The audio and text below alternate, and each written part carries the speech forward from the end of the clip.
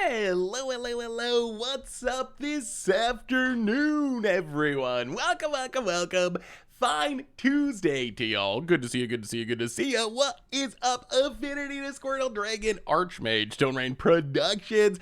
How's everyone doing today? Hopefully everyone had a spectacular weekend, and we're doing it. Last week, someone on stream, several of you were asking if I had seen this deck. This is a deck that I believe Aspiring Spike built originally. People were talking about it, saying it was really sweet. Aethermage's Touch, which is kind of like an against the odds cards almost. You got Witches, Cottages going on to put stuff on top of your deck.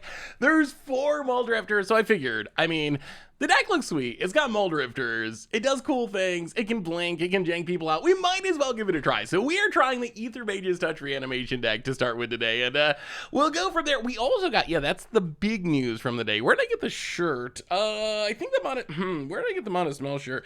I think I got this at the Modest Mel show, but I don't remember. Some of the shirts I've gotten online, some I've gotten at shows. I think I got it when I saw Modest Mouse, a year or two ago, but I actually don't remember 100%. This deck is called Cheese Touch because of Witch's Cottage Cheese, Aethermage's Touch. All right, I can see that. So we got news. I want to see what you think before we jump into this. We got news on Magic 30, the big Vegas event. We found out about the secret lair, and I don't know, is this a famous character? Should I know who this is? So the secret lair is Brave Food Fighter Little Girl Saves the Day. Is this a famous character of some kind? Because I was looking at this and I was like, I guess it looks kind of cool, but I have no idea what this is. The cards: Peak, Bulk, Greed, Bulk, Curiosity, Bulk, Vandal Blast, almost Bulk. Last chance is like $50. So you get a $50 last chance. I believe, though, you have to be at the event, right? It's part of the event. If you purchase it, you can also get it from the home version of Magic 30. So I don't know. Yeah, we're trying the Aethermage's Touch deck. So I don't know if this is like a famous character or just like a random thing, but I don't know. Discount price on a last chance if you want a last chance at least. The other thing is we got information about the actual event. Curious what people think. So this is the end of October, big event in Vegas. They got the ticket packages out and you get promos and all that stuff.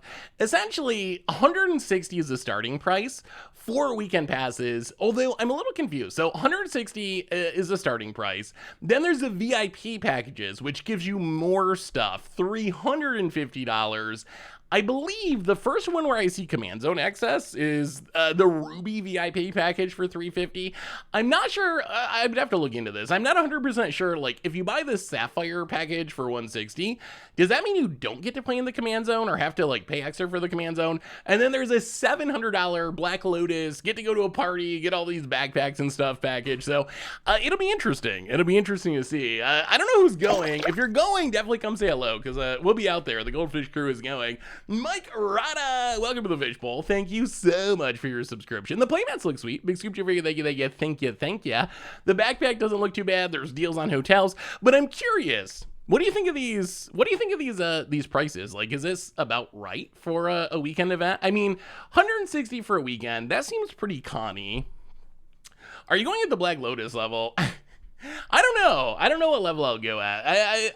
The main upside, it seems like, so you get the expensive package. I guess you get access to the VIP lounge, which is something, and complimentary access to a party, which you can get into for $40 anyway.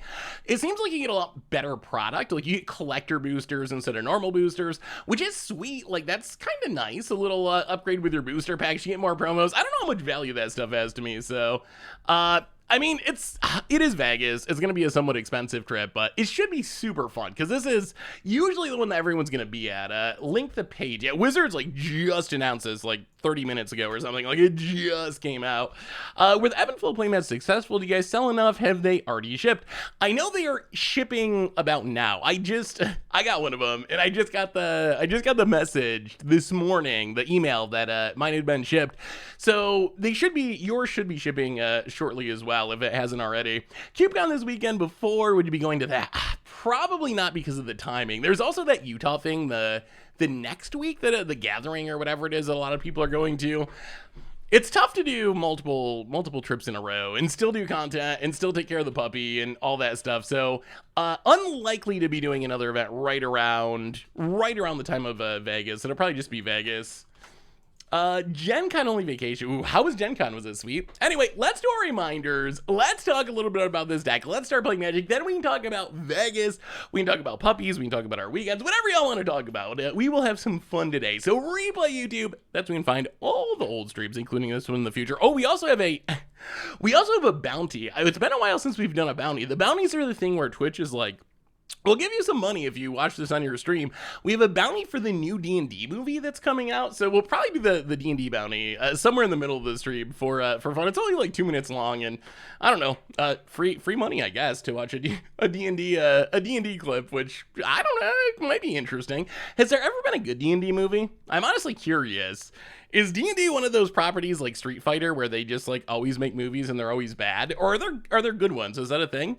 Do I play D&D? I've played D&D with Tomer a couple of times, but I haven't actually like gotten super into D&D. I'm not a good actor, honestly. I like playing a character. I'm not good at it. I feel a lot of pressure that I gotta like be in this character and do acting. I didn't even like charades when I was a kid. I always hated that game. I'm just not good at I don't feel like I'm good at doing that. I'm super comfortable just like talking and being whatever an idiot, but as far as like acting, nah, not great. There was an awesome cartoon series when I was a kid. Ooh, I might have to look that up. I don't know much about the D&D world. Most of what I know about D&D is from Magic sets at this point, honestly. Riptide, welcome to the Fishbowl. Thank you so much for your subscription. Big tip for you, thank you. On the YouTube, tons of stuff up on there. Yesterday's Budget Magic, really sweet Pioneer one. Tomorrow, interesting against odds. I'm excited for tomorrow's against odds. We're gonna teach some arena noobs some lessons about the way Magic used to be. So keep an eye out for that tomorrow. Next week, Budget Magic is so good too. Oh, 2 really good Budget Magics in a row. Really hyped about those. So those are on the YouTube. A reminder that our sponsor today is Card Kingdom, and if you need some magical cards, you can get them at cardkingdom.com/mtggoldfish. If you get a free goldfish sticker, just let them know you want one in your order notes. They'll hook you up. They're super awesome like that. So thank you to Card Kingdom for supporting the show.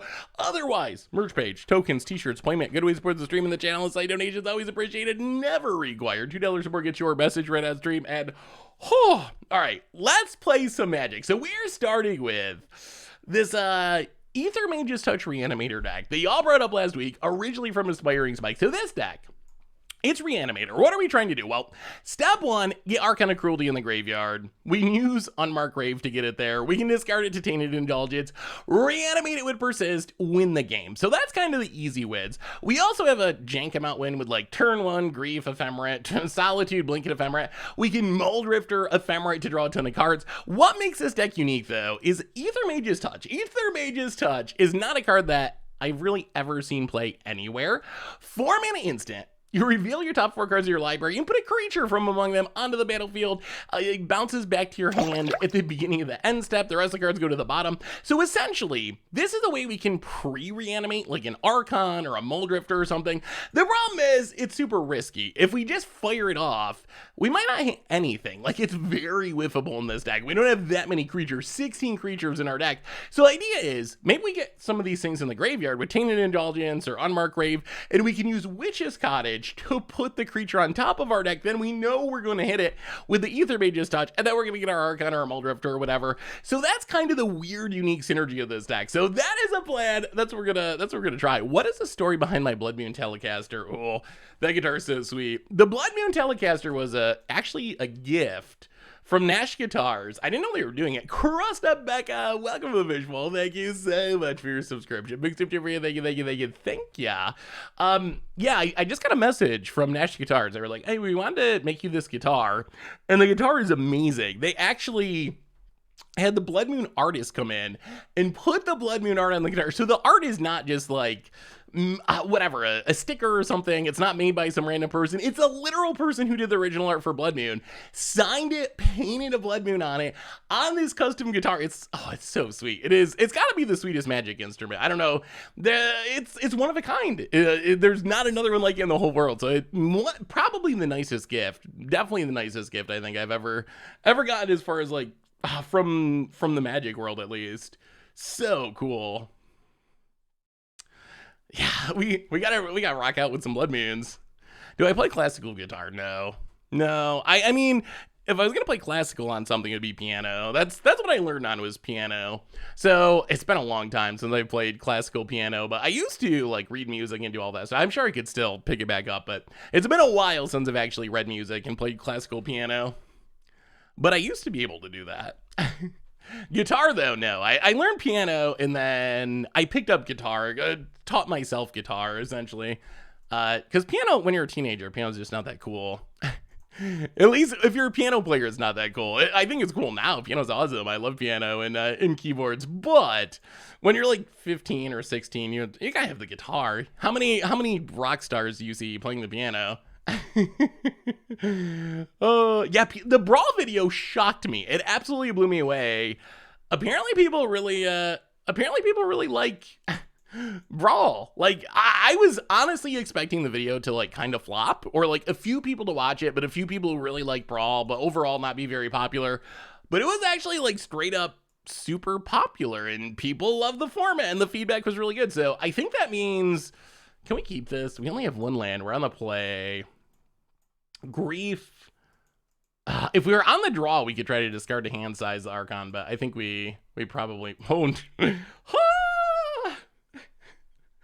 Well, oh,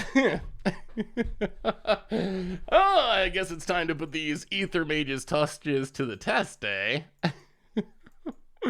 So, chat, how badly do we lose if we just fire off Aethermage touch? How bad do we lose? Ooh, what brawl deck did you make, Dragon Archmage?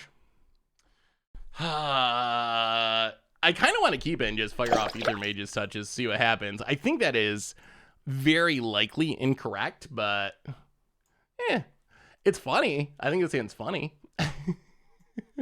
I mean, we are playing an Aethermage touch deck. You can't get the double Aethermage touch draw in your Aethermage touch deck and just ship it, right? That's like scrying on your Moonfolk to the bottom. Lucid for the 28th month. Welcome to the Fish Bowl. Thank you so much for your subscription. Big super for you. Thank you. So who's actually who's gonna be in Vegas? Who's going? I'm curious on your thoughts about this. I think the reason Swiftspear is included in Explorer Anthology is because Wizards is planning on reprinting in Dominaria the new Jaya Signals Prowess coming. Oh boy. Well, opponent might just be reanimating better than us, or we're cheating things into play better than us. Okay, crab token. And a clue. Oh.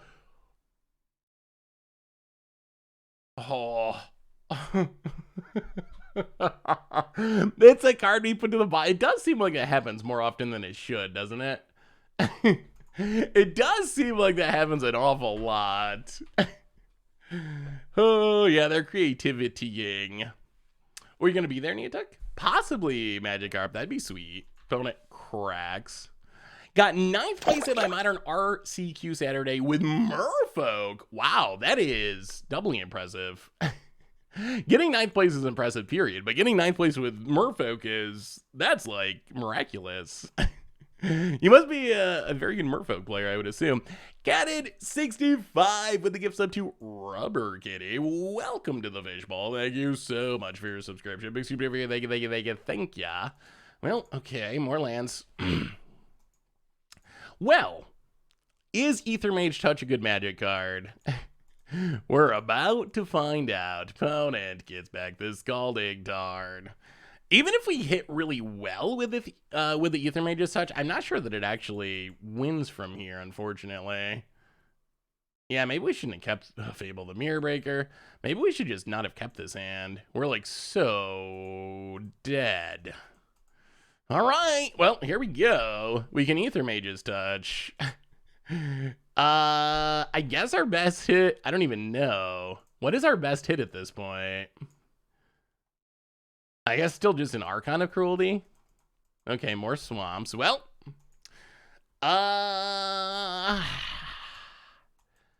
so we're basically dead. What do we do?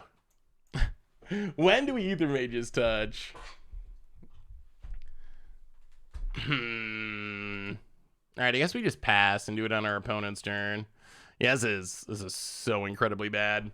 Hey Seth, just got here. Not sure if you already explained this, but touch and kata is usually what you want to do in touch end of turn. Well, I mean, for cottage to do anything, you have to have a creature in the graveyard, right?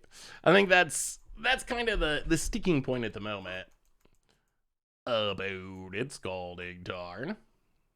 Gets back a Triume to draw some cards. Opponent's got 7 cards in hand. 7 cards in hand, a pile of value, a handful of counter spells. This is not looking good. Wow. Okay, so I will say, well, we certainly kept a risky hand on the mulligan. Trusting the Aethermage's Touch is a good magic card. Jace the Mind Sculptor. Better than all. Made a crazy historic deck. Ooh, what did you make, Stone Rain? Opponent's going to Jace. Sure. Well, let's see if we can get lucky. I'm curious on your thoughts about this. I think the reason Swiftspear... I mean, that's possible. Swiftspear, I guess, it's a powerful card, but I don't think it's necessarily... just flat out too good for standard. So, I mean, I think it would be possible that it could come to standard. I don't know. I wouldn't feel... I mean, predicting a one of reprint is kind of impossible, so it could. Well, all right, so we hit an Archon. So we put a lot of good things to the bottom. So we get an Archon. Well, we'll see. Aethermage's Touch was good. That is the best creature in our deck, and we just blind flipped into it. The Ephemera would have been nice. So our opponent has to sack something, but they have many, many sackable things here. Okay, sacks a crab. We do get an attack with the Archon. That was pretty good. We draw even more lands. Please stop drawing lands. Mole Drifter. Well, all right, go to combat. Kill the Jace. Kill the Jace. Make you sack. Can we draw a non-land Magic the Gathering card? Bizina! Welcome to the Fishbowl. Thank you so much for your subscription. Big super duper. Thank you, thank you, thank you. Persist. Okay. I wonder if this would be better if you... All right, 1, 2... I wonder if it'd be better if you sacrificed it, then we could reanimate it. Bouncing back to our hand is actually, like, kind of awkward. Evoke a Mole Drifter, draw a couple cards. I think we want a Grief for Thought Seizing. Well, Solitude kind of does something. And then... yeah, I guess we persist the Mole Drifter, draw some cards. And then discard Archon. Discard land. All right. I mean, that was a pretty impressive turn. We'll see if it's enough. We will see if it's enough. Opponent. Oh, you're right. We could have had lethal. Well, that's... I guess that's on me. I guess I wasn't paying enough attention to our opponent just killing themselves there. Archon is nowhere near lethal, but I guess our opponent must have spent like 10 life on land. So yeah, I guess that is a pun. Not paying enough attention to our opponent's endless fetching and shocking, apparently. Opponent kills a Mole Drifter. And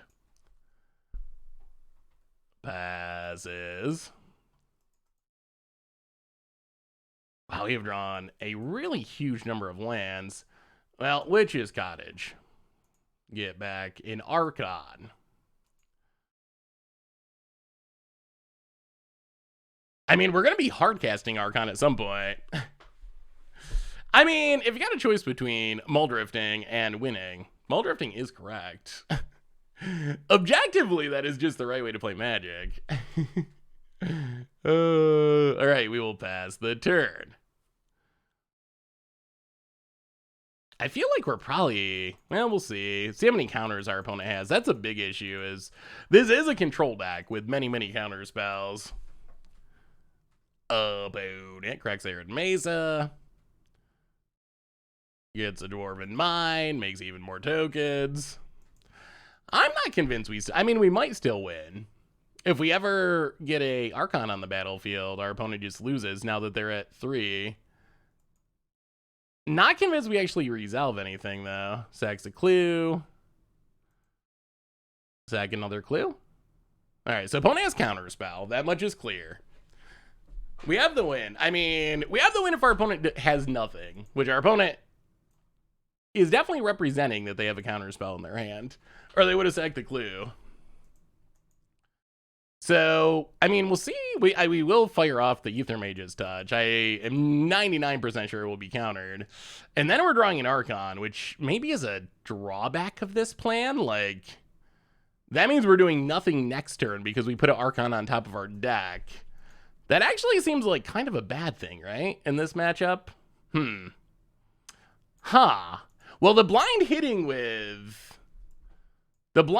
we can't Archon twice. We have flooded severely, but we have not flooded quite that much.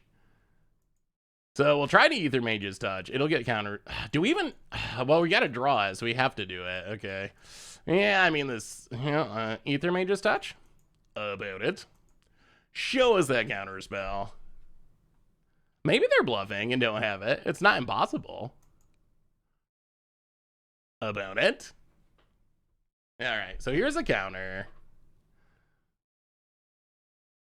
Oh, Prismari command. Okay. Well, this is actually probably better for us. Wow, that is sneaky.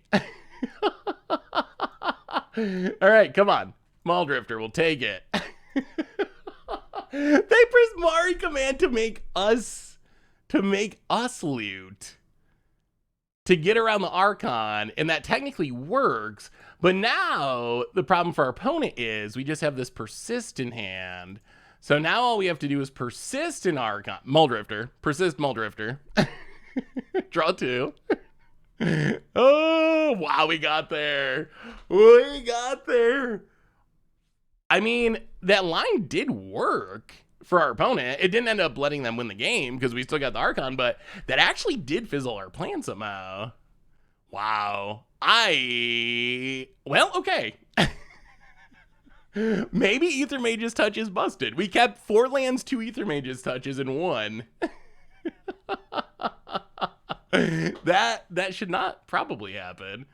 Well, that was pretty sweet. The secret deck in this deck is Archon is just a target for Muldrifter to win the game. I mean, that's my theory. Archon's just to eat all the interactions, so we're able to draw with Muldrifter. Hey, what's up, Radzifer? How are you? That Prismari command was... that was a sneaky line. I like it. Well, Thought Seizes in. What's bad?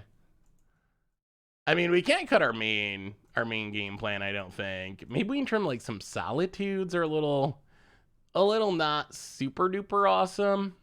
I mean, they're not bad though. If we get the double Thought Seizure, we probably win. Yeah, Ashiok is good. Terastodon is maybe good. Teferi's probably pretty good too. Actually, we have a lot of sideboard cards. Maybe we go down all the Solitudes. Can we just go no removal? Oh, let me see Bredsfer. I think persisting a second Muldrifter to draw an extra card was a better line though. I know. I think that's a better line too, but I couldn't do it twice in a row. We get so yelled at. Not everyone has the same appreciation for drawing cards as we do. Did I make changes from Spike's list? No, this is just one that 5-0'd on Moto.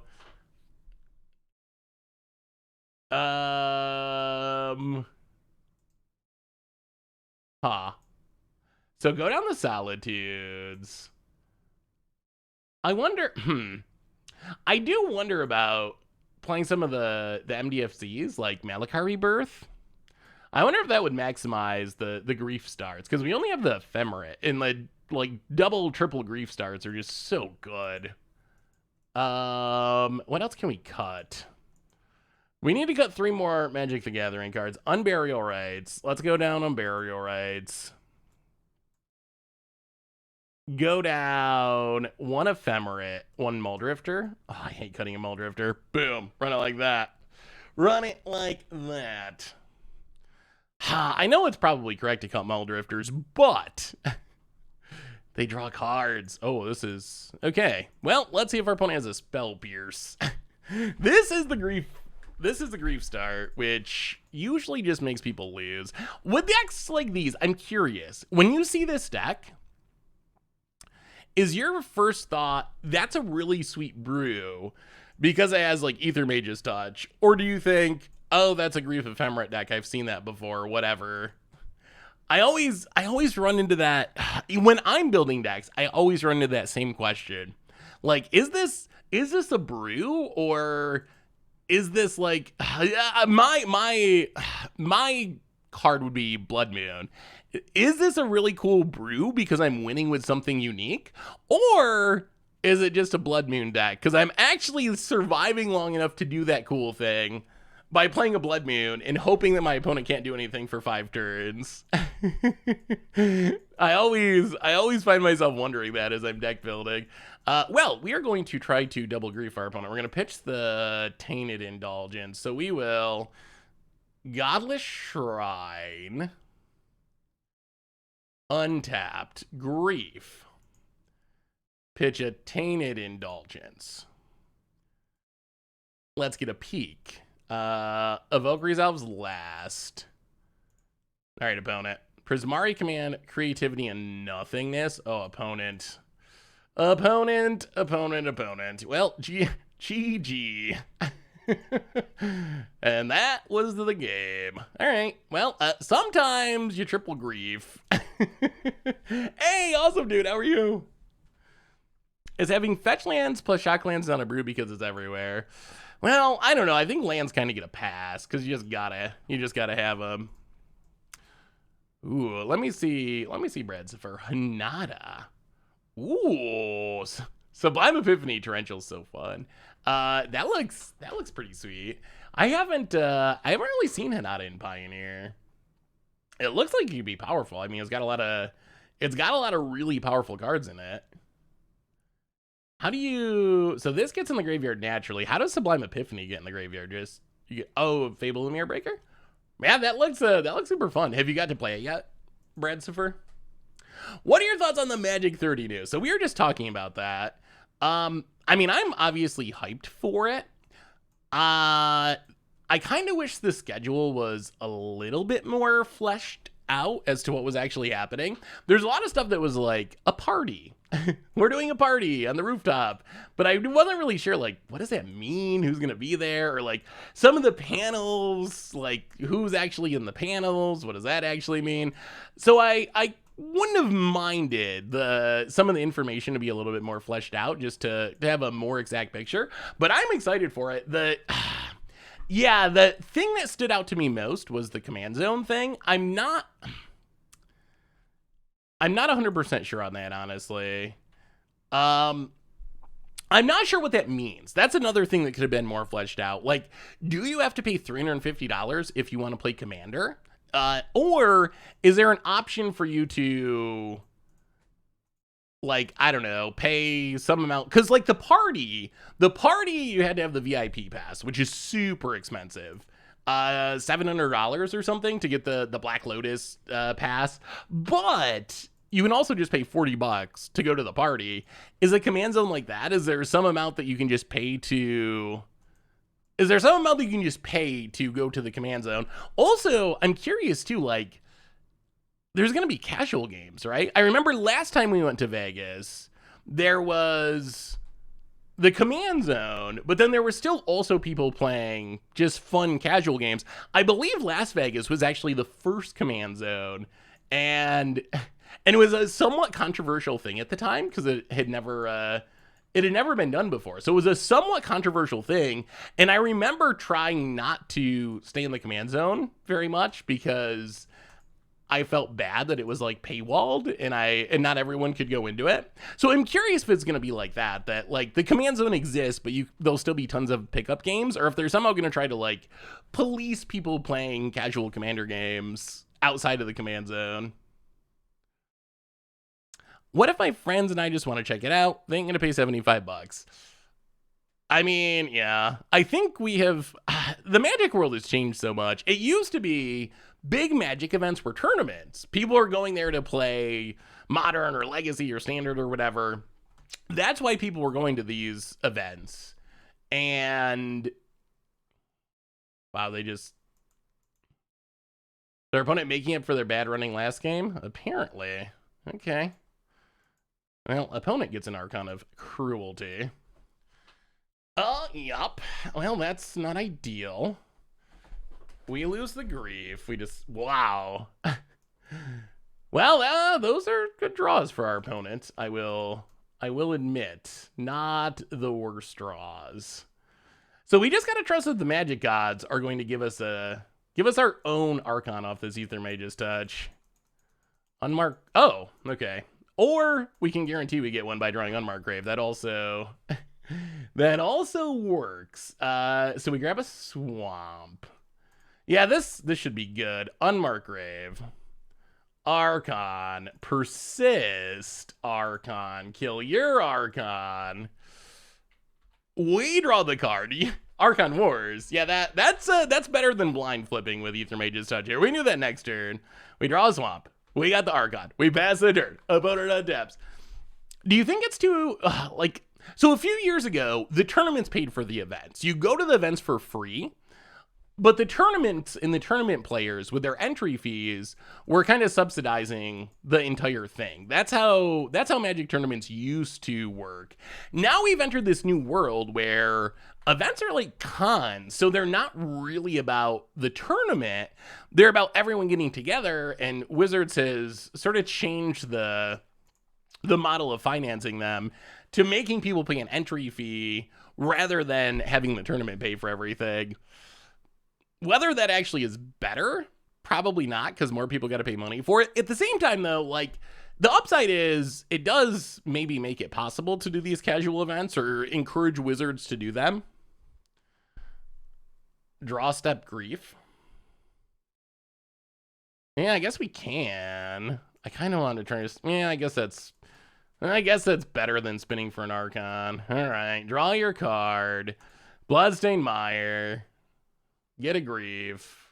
And opponent scoops it up, and, well, that went pretty well.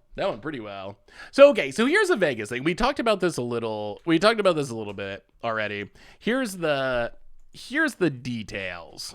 So, you want to go to Magic 30 in Vegas. Health and safety stuff. There's a mask and testing / vaccination requirement.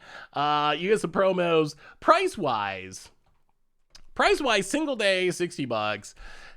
Weekend passage, here's where it gets weird to me. So weekend package, 160 bucks. What do you get for $160? That is the question. It seems like, okay, so you get to go in the event for the weekend. You get 2 promo cards. You get 3 booster packs and a playmat. So for me, what this says is you pay $160, you literally get to get in the door, essentially. That's what you get out of it. If you want access to events, you're gonna have to pay more. So you can pay the 160, and then I'm sure you can pay money to get into side events or whatever. If you want to actually guarantee you're in events without having to pay additionally, you got to go for the VIP package. One of them puts you in the command zone. The other one puts you in an Infinity thing with Mark Rosewater. You also get like a drawstring bag and some other stuff. And then if you go all out, $700 is like you get to do everything. You go to the parties, you get to go to the command zone, you get to do the Mark Rosewater thing, I believe. You get to do everything on that list. I believe it's vaccine or test. Either proof that you have had the vaccine or proof that you have a recent negative test. I think that's similar to, I don't think it's and, I think it's or. I guess we can look at it real quick. I think it was an or. So either proof that you have been vaccinated or, yeah. Requirement that attendees have been vaccinated for COVID or have had a negative test. So I think that's what Richmond was. I think it's essentially the same standard as if you were at Command Fest Richmond, like either a negative test or proof of vaccination and wear a face covering while you're in the event.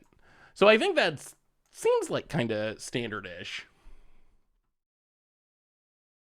So here's the other thing. Are these prices kind of big numbers? Yes. At the same time, it's a Vegas thing. I don't know. Whenever it comes to Vegas, I just assume it's going to be very, very expensive. Opponent, Sacred Foundry tapped. Oh, Rift Bolt suspended. Okay. Oh. Okay. I thought we skipped our turn. I was getting very nervous there. All right. Ravine Sour, go. I mean, I will say when I went to Richmond, I mean, I got COVID, which I guess if you go out to big events with people, you're going to go out to dinner, you're going to be outside, we're also going to be in Vegas. And as far as I know at this point, Vegas doesn't have a requirement. So I would assume that if you're going to be in hotels and stuff, you're going to be around people who you have no idea if they're sick or if they're vaccinated or if they're not vaccinated. You really don't know. So the event having rules is helpful, but at the same time, if you're hanging out in Vegas for a weekend or a week, you're going to be around a lot of people. So there's still always going to be a risk for COVID, and I think you gotta make your own decision as to how much risk you're willing to take on for something like this. I think that's basically what it comes down to, because there's even with whatever safety precautions are put into place, there's no guarantee. Yeah, I'm vaccinated and boosted, but getting vaccinated and boosted doesn't mean that you're not going to get COVID. Like, what it hopefully means is you're not going to get super sick and end up in the hospital and die. And I think that it must have helped in my case, because like I was not feeling well for a few days or a week, and I felt like I had a cold or a flu and didn't feel great, but I certainly wasn't struggling to breathe in the hospital like some of the worst case scenarios. But all that to say, you got to make your own, I guess, risk assessment with stuff like this, because you never know. And also, Vegas is super expensive. Vegas is just a very expensive place in every way. I remember that from last time we went there. Like, it's awesome. It's fun. There's tons of shows. It's a really cool place to go for a few days. But everything costs a ridiculous amount of money. My voice is out of sync. Really? All right, hang on. I will disappear momentarily. See? Check. Hello. See if that fixes it. All right, what are we doing here? Three cards in our opponent's hand. I mean, I guess we got to go Grief Ephemerate. So we're getting rid of Unmarked Grave. Okay, so let's see. Grief. Pitch the Unmarked Grave. Hopefully get some burn spells out of our opponent's hand. We have a new donation from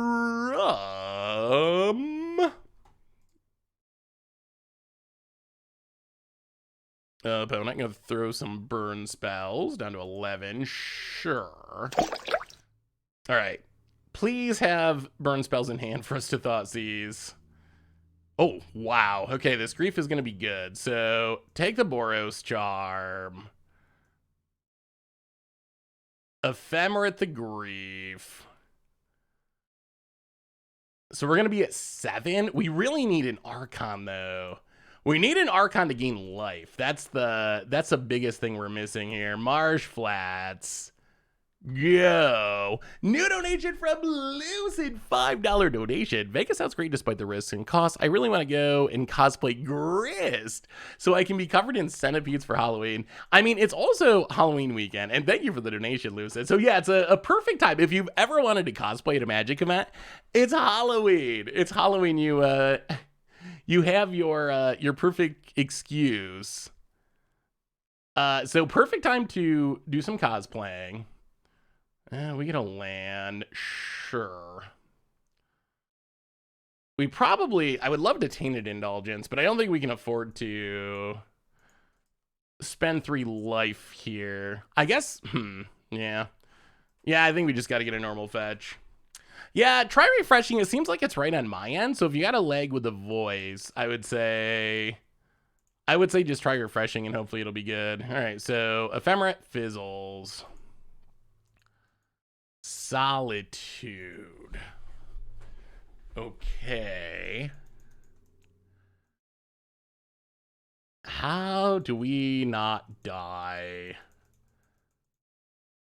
So... we can evoke a Muldrifter. It is possible we die this turn. Opponent does have an extra card draw, so like double bolt would get us. What we really need is the Archon for Life Gate. Hey Seth, back when I was Pour Your Budget Magic was a lifesaver. Thanks for so much for all you do. Do you think that Reanimator is good in Modern these days? I mean, so far this deck has felt good. And yeah, Reanimator and cheating things into play has kind of been in vogue lately and pretty good. We see creativity decks and double creativity be good. We've seen Reanimator be good. Cottage is online, but it doesn't really do anything at the moment. Yeah, let's just Tainted Indulgence, see what we hit. Well, we'll discard a Bloodstained Mire. Play a... Well, I mean, next turn we can cast a Muldrifter. Run it out. Run out the Muldrifter. Unfortunately, the colors of cards in our hand do not let us evoke anything. We kind of need to get a creature out so we can Solitude it and gain life. That's another possibility. Opponent draws, filling up their hand. Are we dead to bird spells? 6 life is not a lot against bird. Opponent, Eidolon. All right, yeah, that's bad. That's bad. Bad news. Get a tap land. Okay. Just a land. Okay, that's huge. Being a land is huge. I think we can stabilize. Opponent passes. Our cards are so expensive that they don't really care. Witch's Cottage. Muldrifter. Probably say no. Muldrifter. Hard cast. No evoking. Old border. Good, clean, fair magic. Draw 2. There's the white card. That gives us life gain if necessary. We can reanimate a Muldrifter. This is really just a Muldrifter deck, isn't it? What do you think about the Explore and Modern meta lately? I've enjoyed both formats lately. Modern is modern. It's very Modern Horizons 2e, but it is diverse. You see a lot of different decks. You can do a lot of different things. So I still enjoy it quite a bit. Wow, opponent passes. Okay, so we untap. We draw Watery Grave. We play a Bloodstained Mire. Opponent has 2 cards in hand.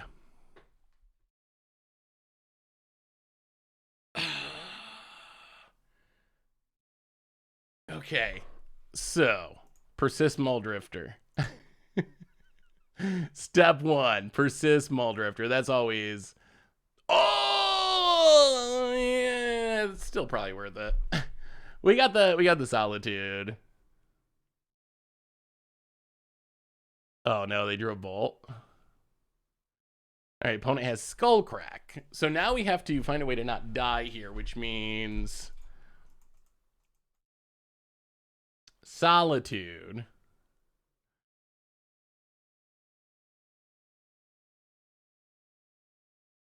Pitch Ephemerate.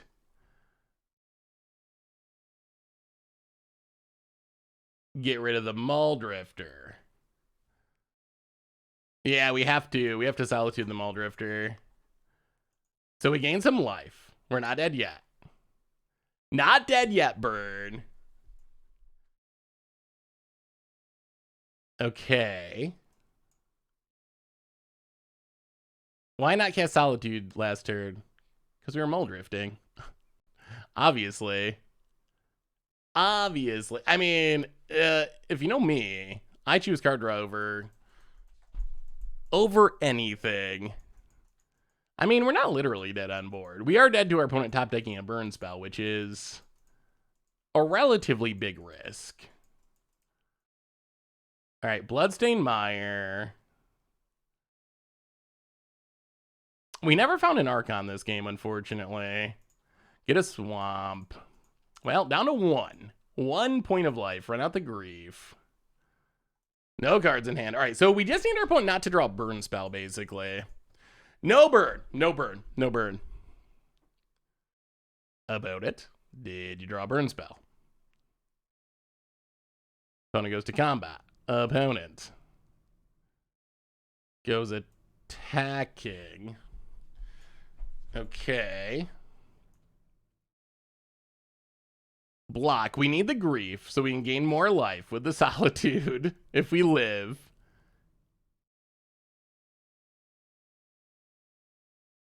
Another Eidolon. Okay. Yeah. We draw a Witch's Cottage. So. Oh, this game. So, okay.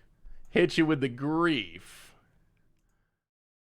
Wow, this is a fragile situation we find ourselves in here.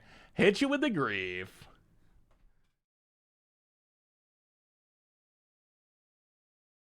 I think we just hardcast Solitude this turn rather than writes it. We are going to Solitude our own thing. Actually, can we not attack? What if they block? Then we're at 1. Yeah, I think we have to not attack. All right, no attack. 1, 2. I think we got to do it now because we can die with a burn spell on the stack. So we Solitude. Oh, that was actually, yeah. Menace. Yeah, that was a punt. Are we playing? We have flooded severely. It feels like we're playing a 40 land deck, but I think we're actually playing like 22 lands or something. So eat the grief, go up to 4. So now our opponent needs exactly Boros Charm to actually kill us this turn. We get a lifelinker, we pass the turn. Hey, what's up, Caselli? How are you? Good to see you. About it. Yeah, we should have attacked. I forgot about grief, having menace. We normally don't play these dirty cards. We're not dirty Modern Horizons players. But Mauldrifter, my love of Mauldrifter overcomes my hate of Modern Horizons too. Voice off sync, really? It's so weird because it looks right on my end. Like the source footage of OBS looks correct to me. All right, opponent goes attacking. Well, this is fine. We actually gain a life in this exchange. So Solitude dies. We go up to 5. Now we can Unburial Rite Solitude to get rid of the... Oh,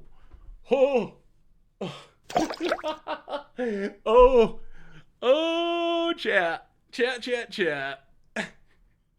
We could just spin it to win it. My fish is bad. Love the content. Absolutely enjoyed the Explore deck. Say thank you, my fish is bad. Welcome to the Fishbowl. Thank you so much for your subscription. Big super for you. Thank you. Oh, so we can Witch's Cottage. All right, what we do is Witch's Cottage to put Solitude on top. Grief can be good at instant speed, but I think Solitude is more important here. So put Solitude on top. We pass the turn. We stop on our opponent's upkeep. There still is a chance that our opponent goes double burn spell and gets us here. That is a possibility. We still have a chance. To hit a grief here. We have all, or a Archon. We have all the Archons in the deck still. So opponent untaps. At the beginning of your end step. So we can do this now and keep it through the whole next turn. If our opponent goes to crack the Sunbaked Canyon, I think we just touch now. All right. Because we don't want them to draw... Well, I guess Skullcrack wouldn't matter, would it? I mean, I think we still do it now. There is a chance. All right, Aethermage's Touch. Is this the hero that Modern needs? We know we got a Solitude, but a Grief would be even better. Or not a Grief. I keep saying Grief. An Archon. Well, we'll take the Solitude. The rest go to the bottom.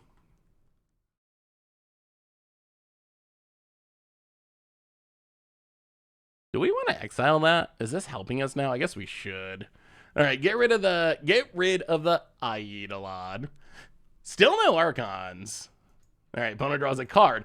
Double burn spell though. 5 is a point where double burn spell can get us. Opponent untaps. Come on. Not 2 burn spells. So it's been a really interesting close life. Okay, Skewer's Solitude, sure. That's fine. Oh, come on, Archon. We can hardcast the Archon. Ooh. All right, 1, 2, 3, 4, 5. Unburial Rites.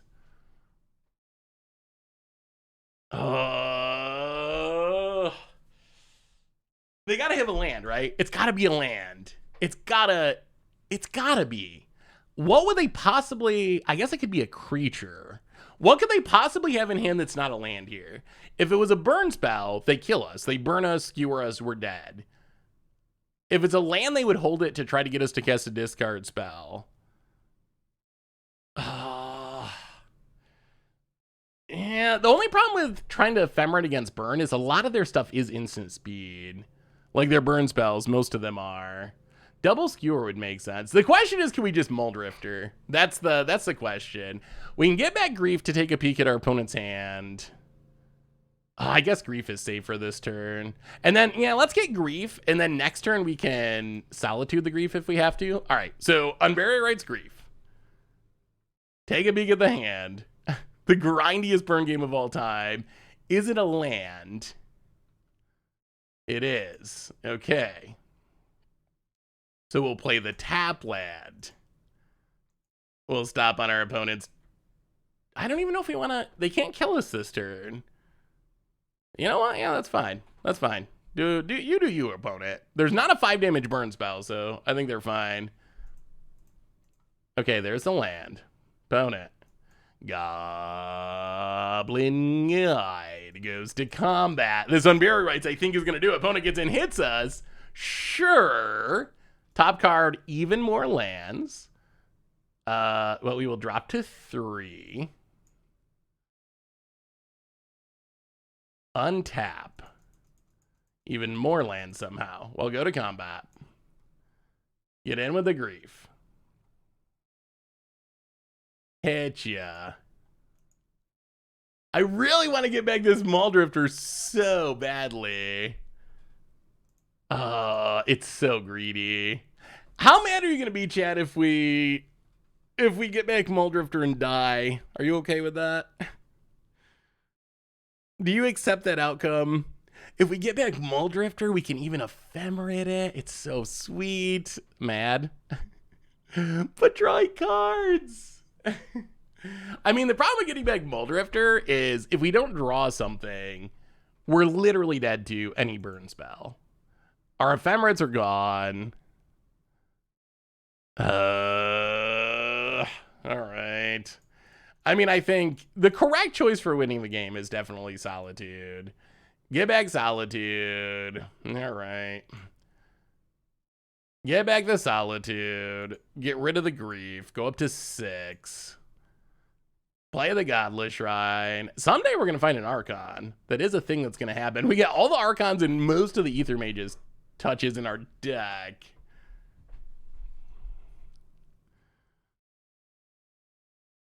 We don't really want to ephemerate the Solitude at this point. We're more than happy with trading here and gaining 3, going back up to 9. Wow. Opponent loves attacking. I will get, wow. And we love drawing lands. Golly gee. All right, block the Goblin Guide. Holy lands. Okay. Back up to 9. About it. Monastery Swiftspear. Archon. There it is. There it is. Okay, that should do it. The flood has paid off. All right, Archon back up to 12. And that should finally, wow, what a ridiculous game. We were down to 1. How many lands are in this deck? How many lands are in here? Oh, we're hardcasting. We could be hardcasting Emrakul. 23. I think we found them all. 1, 2, 3, 4, 5, 6, 7. 8, 9, 10, 11, 12, 13, 14, 15. Felt like we found them all. But it worked. Hey, Dog Dan Wildfire. Welcome to the Fishbowl. Thank you so much for your subscription. Big super thank you. Hilariously, I think our opponent kind of gave us that game by attacking. I think if our opponent did not attack, we may not have won that game, but our opponent attacking into our lifelinkers again and again let us gain enough life that we could actually keep up with it. Ledger Madness. Ooh, let me see Stone Rain. Ooh, I mean, Ledger Shredder does seem really sweet with the Madness plan, and it's just a strong card. Drakehaven's really cool. I guess that's another reason to go into blue with your Madness deck. It is a nice payoff for discarding cards, and Madness is really good at discarding. Ledger Shredder Drakehaven's sweet. That's a synergy I haven't really seen before. I like that. Do I ever play midweek Magic for more rare cards? What is the upside of midweek Magic? Normally I do not play midweek Magic, but I could. I think we are going to play the Gladiator event when it's on stream. Oh, the Spellsinger video is blowing up, Doug. It's only a matter of time, Doug. You make good content and you make cool decks. I'm glad it's blowing up because I think you deserve it. So it's like rare IRCs. I mean, that's sweet.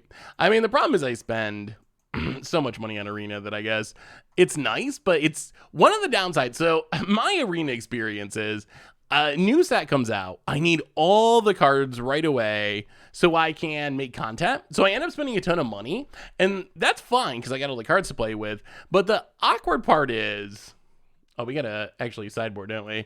The awkward part is it means events like that lose a lot of their value for me because it means that I already have everything. The same thing happens with... I feel bad about taking out a Muldrifter, but I guess we can. Against my better judgment. All right, run it like that. But yeah, that's the same with the Mastery Pass to some extent. Because I already have pretty much full sets of older sets from spending money on them, the Mastery Pass loses value because I'm getting old sets that I already have completed. I'm getting card styles I don't really care about. So I think while the Mastery Pass is like great value for most players, just because I'm in a unique position with a content thing, like it ends up being really bad value for me a lot of the times. They're not as good value. Ducky Sausage for the second month. Welcome to the Fishbowl. Thank you so much for your subscription. Big soup for you. Thank you. Thank you. Do you have to pay for the cards yourself, or does Goldfish pay for those things, may I ask? I am lucky enough that Goldfish pays for my Arena cards, which makes life so much... Ooh, we're keeping this. We are keeping this. We need a blue source, basically, and we win-ish. Yeah, I mean, Persist, Archon, Tainted Indulgence. All we need is a blue mana. When you're playing with Darkon, it's such a cool card. Yeah, we've never, ever played a Darkon deck. I don't think we've played it once. We really should, though. Well, our deck is pretty floody, so we should flood right into this blue source. Top card, blue source of mana. No, Persist. All right, so we have all the reanimation, but no blue mana. Godless Shrine, tapped, go. All right, deck, blue mana. Have you looked at the virtual tickets for Vegas? The $30 one seems like a joke, but $249, you get a box of Convention Edition boosters, so maybe that's a good deal. Ooh, I didn't look at that. We should. What do you get from this virtual ticket? Hang on, we're gonna time out against Burn. Let's finish this match and then we'll look at the virtual tickets. Oh, well. Rip our chances of winning this game, I guess. Oh, that's all right. We were gonna draw the blue mana anyway. Well, I guess that's a reason to cast this Grief. In general, I think it's incorrect for Burn to bring in cards like Rest in Peace, but it's going to work out here. Oh, this is so bad. So bad in so many ways. Well, all right, Grief, pitch a Persist. I mean, I guess we can, like, somehow maybe kind of try to get there with Teferi. Oh, my goodness, what a hand. What a beautiful hand of Magic cards. Opponent. Yeah, I guess we should have. You always got to expect the burn player to bring in the rest in peace, even though they shouldn't bring in the rest in. I really honestly think if you're playing burn, they bring in rest in peace lowers your win percentage in these matchups. I think that is actually how it works, but most burn players don't know that. So they still bring in the rest in peace, which means I guess you got to treat them like they're going to have the rest in peace, even though I think you shouldn't. I feel like there's so many. We're just never gonna draw mana anyway. All right, good enough.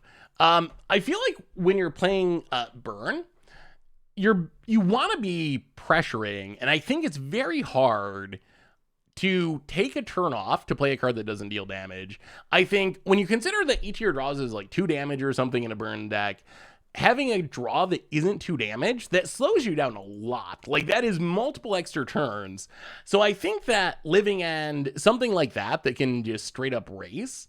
But I'm honestly not sure I would bring in Rest in Peace against our deck. I guess, like, so the best case for us is turn 2, we get an Archon on the graveyard. Turn 3, we reanimate it. That would obviously be a problem for Burn. But I don't know if that's enough, honestly, to make me want to bring in the rest in pieces. Well, let's bring in a couple prismatic endings. Trim a, you know what, we're keeping the Muldrifter. Trim a bit of graveyard stuff, right? Like that. Yeah, Metalwork Colossus is so sweet. So good. Yeah, I also, if you are playing Burn, stuff that gives you back the card helps a lot. All right. Well, we'll keep this. This is a good fair hand, I guess. I don't think we're griefing on turn 1. I do kind of want to add a couple Malakari bursts. I think it'd be worth it. Can Burn beat your best draws without Rip? Yeah, let's get our white mana going. Marsh Flats, go. Can Burn beat our best draws without Rip?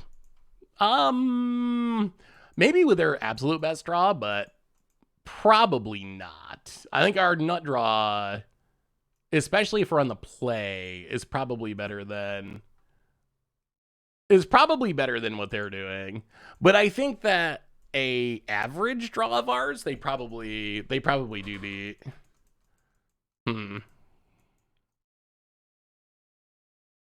Well, Polluted Delta. Yeah, we're just gonna keep passing. We're gonna Tainted Indulgence. If they rip us, they rip us. We got the prismatic ending. Potent land. And yeah, I'm curious how much the Aethermage's touch matters. Like, is that something that is matchup swinging against Graveyard Hate? It seems like it's somewhat helpful, but you're also just kind of hoping for the best because you can't Witch's Oven or Witch's Cottage it. All right, Tainted Indulgence. Go digging. Discard, I guess, Archon at this point. Discard the Archon. Untap. Tainted Indulgence. Okay. So we're at 15. Now what? Listen to you instead of my work safety meeting. Thanks for the stream. Well, I'm glad I could help you get through your. You better be safe though. Tom Curbs, if I end up hearing that you're in some horrible work accident because you were listening to us reanimating instead of your safety your safety message, I'm gonna be disappointed. Yeah, I think let's start with well, yeah, let's start with the grief. Start with the grief, see what we're dealing with. That is true. We might be able to reanimate an Archon, but I can't reanimate you from your horrible forklift accident or whatever safety issues there may be where you work. All right, we got Boros Charmed. All right, well, let's grief you. Oh, God. Searing Blaze, Boros Charm, double Skullcrack. Well, okay. Take Boros Charm.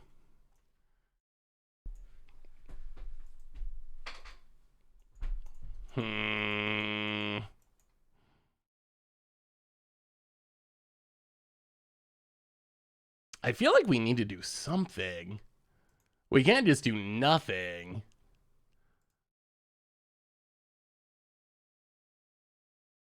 Ugh, down to 9. Down to 9. So, question I had for Vegas, and I don't know, I'm still trying to work out the details, but let's say it was possible to do a sub-only event. Would you be interested in that? I don't know exactly what that would look like, but like, let's say if you're a Twitch sub, we can get together and do dinner one night or something. I guess it's going to depend on the numbers or some sort of get together and do a cool thing. It's kind of a thank you or meet up for people who have been at the stream for a long time. Opponent.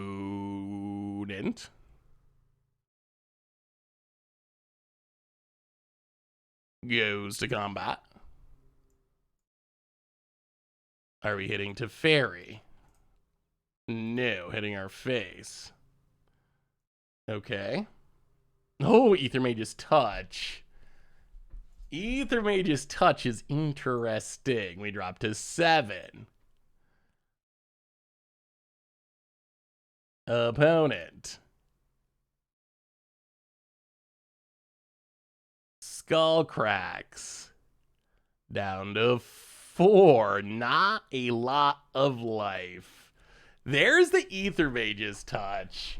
How do we remain alive, though? That's the question. How do we not die? If we hit a land, we could get the Archon and win. Oh, this is... Or maybe win. So opponent's into Skullcrack Searing Blaze. We're at 4. There's a Goblin Guide. Oh, Pizza Party would be super fun. That would be super, super cool. So the problem is if we take down Teferi to draw... I guess that's fine. And then we just Prismatic ending the Goblin Guide and go to 1. Well, no.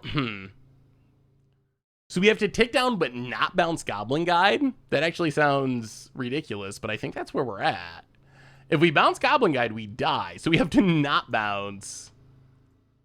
We just draw. All right. Draws a card. Please be a non-painful land, maybe? It's a Teferi. Oh, that's real bad. So... yeah, that's going to make it hard. Because we're going to 1, so we're going to have to draw a non-shock, non-fetch land. Yeah, I think they're going to get us here. Well, we got to kill the Goblin Guide or we're literally dead. Goblin Guide down. I mean, we're not literally dead this turn. We need to hit the land there, though. Kind of disappointing we didn't because we're so good at flooding with this deck. Our elves ate 2 Goblin Guides in a row. Sure. Do you think that Modern has become too fast? Do we need to ban some cards or shake up the ban list? The modern that was Modern from 2013 to 2017 or whatever, it's dead. Like, I think cards need to come off the ban list. Here's the thing. So if you go back to the early days of Modern, or even the mid-span of Modern's lifespan, it was all about it being a turn 4 format. If you look at the bannings at the time, the whole idea of Modern was we want decks to not really do their big thing until turn 4. That was the speed Wizards was going for. That's why they're banning Splinter Twins and banning, not Splinter Twin actually. Splinter Twin was a turn 4 deck, but that's why they banned a lot of combo decks throughout the history of Modern. Storm deck winning too quickly or so forth. So that was what they were going for, the turn 4 deck. That's not what Modern is now. Modern is a turn 3 format. I don't think there's even any argument about it. Does that mean that every deck wins on turn 3? No.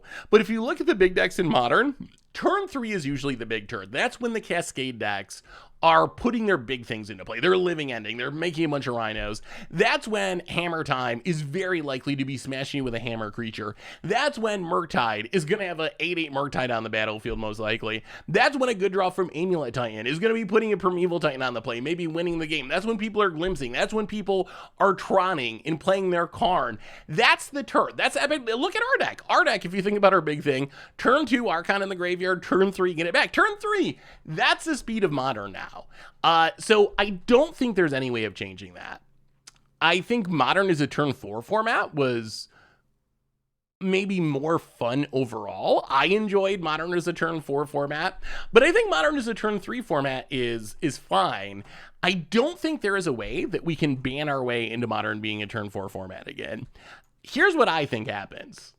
I think we go the other direction. I think we take stuff off the ban list, like Twin. We take things like Glimpse off the ban list, stuff that is not really that scary compared to how fast decks are today.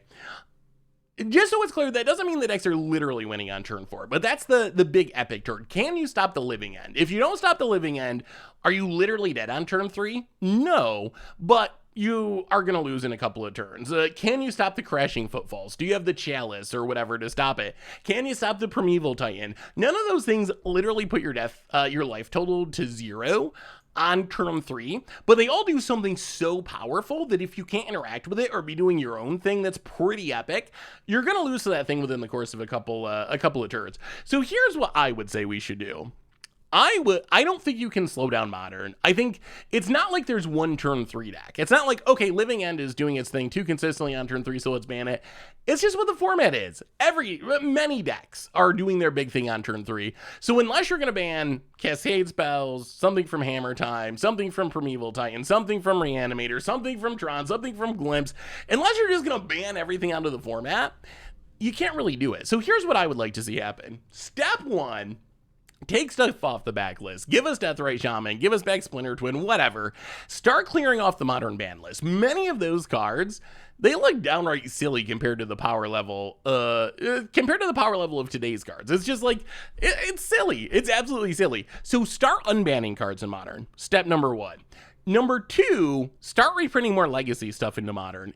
At this point, I think the best chance for Modern to become a fair format or a slower format is making it more like Legacy. Legacy has got this misguided perception that it's a super fast, you die on turn 1, you die on turn 2 format.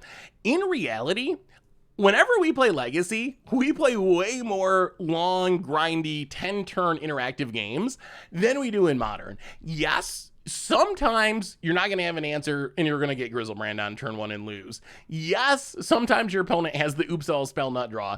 But really, many of the decks are fair and interactive in doing the similar stuff. So I would like to see the Force of Wills, maybe the Wastelands, some of those cards entering in the Modern format. So I think my perfect world is Modern becomes Legacy, and then Pioneer becomes what Modern was. Pioneer is what Modern was 5 years ago, 7 years ago. If you want that experience of early years of Modern, this is where you go. Go to Pioneer, and you're not going to be dying on turn 3. Decks are doing their big thing significantly later, turn 4, turn 5, and that's going to change as we get more cards. Over the course of years, it's going to get powered up. The card pool is going to get bigger. The process will repeat itself, but I think that's what I would prefer. If I had my choice, Modern turns into Legacy, except there's no reserve list, so we don't have to deal with the reserve list issues that have kind of made Legacy impossible to play in paper for most people. Modern becomes Legacy, Pioneer becomes what Modern was, and then probably 7 years from now or something, the process is going to repeat itself. Wizards will decide, you know what, we should do Pioneer Horizons, and then the format's going to get super powered up. It's going to be way too fast. We're going to have to, do the same process, start another new format. But that's what I would like to see, I think. That would be my solution to Eternal formats.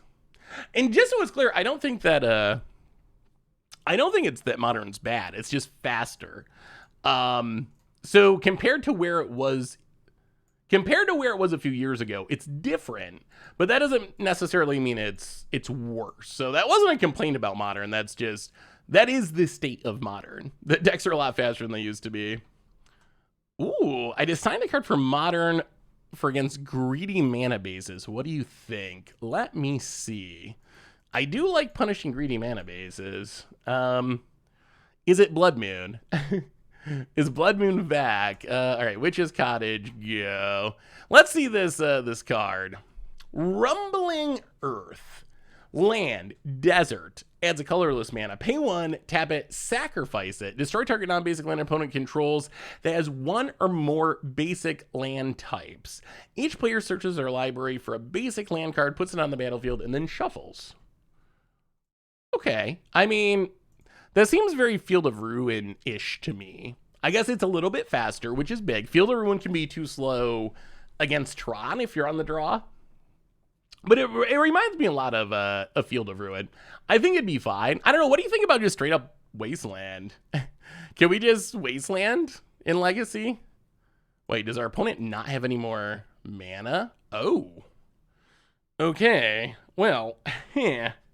That's interesting. Ooh, Aethermage is touch 2. Aethermage is touch 2. What format does Wizards care about most?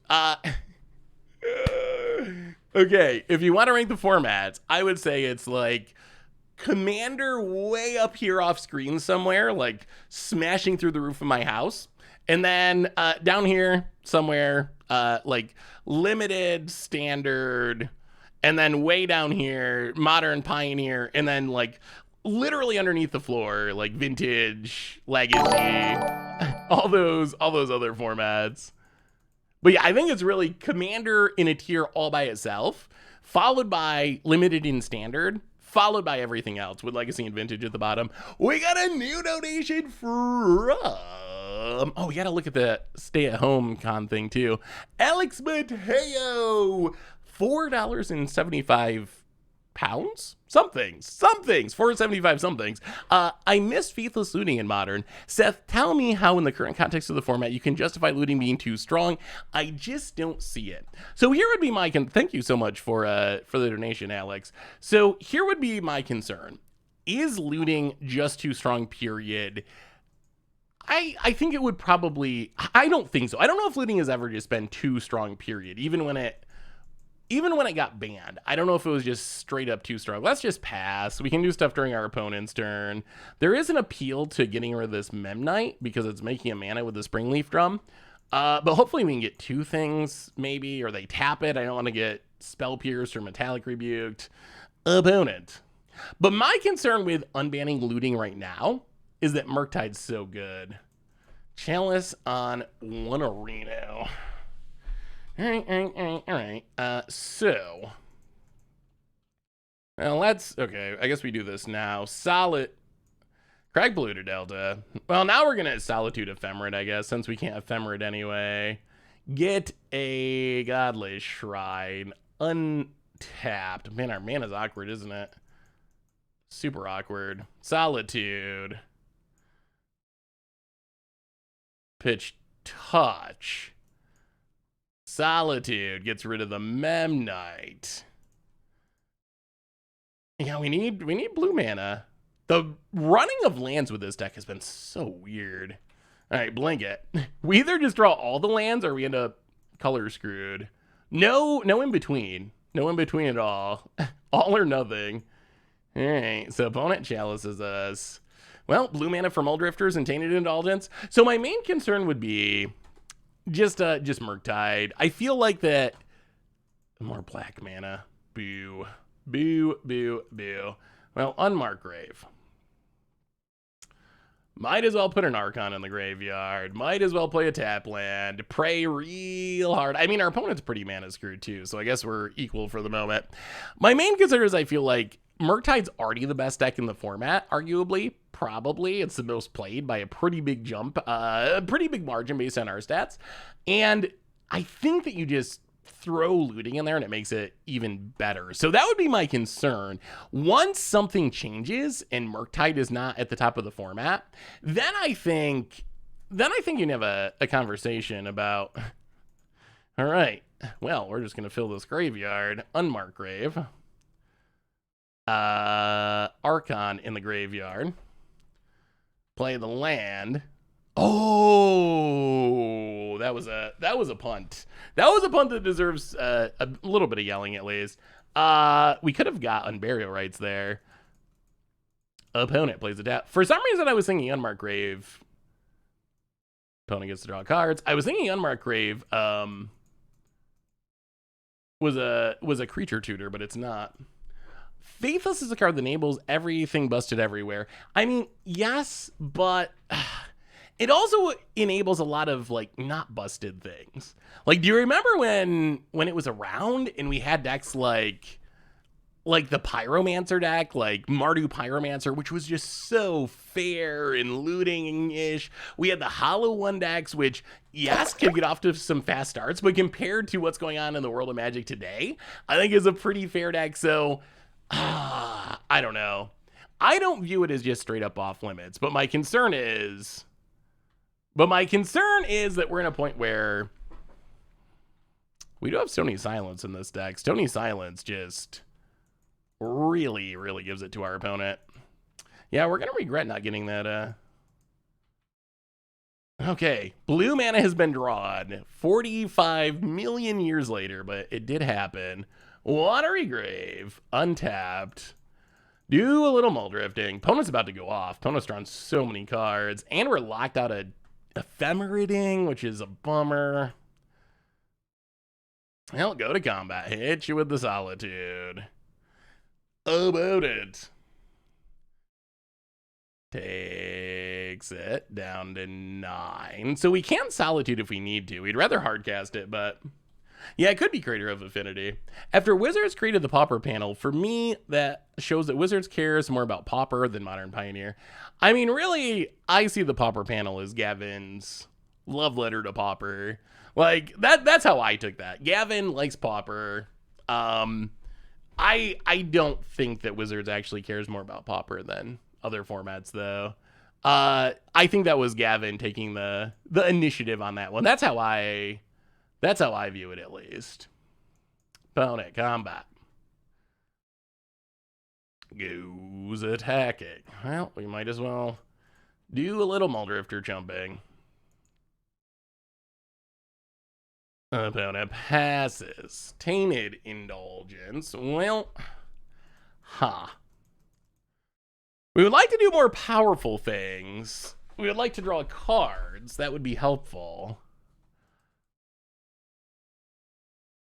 But do we just have to... Well, I guess we can always evoke if we have to. Yeah, let's Tainted Indulgence. See if we can get something going here. So draw some cards. Discard Ephemerate. 1, 2, 3, 4, 5, 6. Well, Bloodstained Mire. Crack it.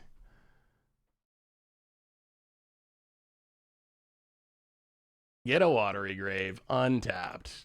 We're just going to run out Grief. See what our opponent's got in hand. Cast the Grief. Take a peek. I mean, what do y'all want to see with Modern? What would your pick be for improving Modern? Nettlecyst, Sojourner's Companion, blah, blah, blah. Probably Nettlecyst. Nettlecyst is kind of scary. I think we can deal with the 4/4s. Yeah, so take that. Yeah, we can't evoke now, but I think that's fine. I don't think we have to. Like, if we can see our opponent's hand, we can get rid of anything that would kill us, so... What 6 cards would... Oh, Yorion, yeah. Yorion. Oh, boy, that card. That mechanic. It's not even Yorion. It's just that whole mechanic. Opponent combat. How aggressive are we going? Swings. Sure. Opponent gets in, hits us.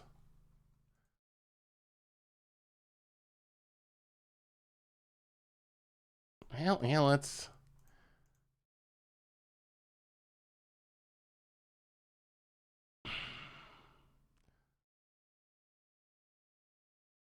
Yeah, let's kill it. I mean, I feel like eventually we're gonna win the late game against this deck.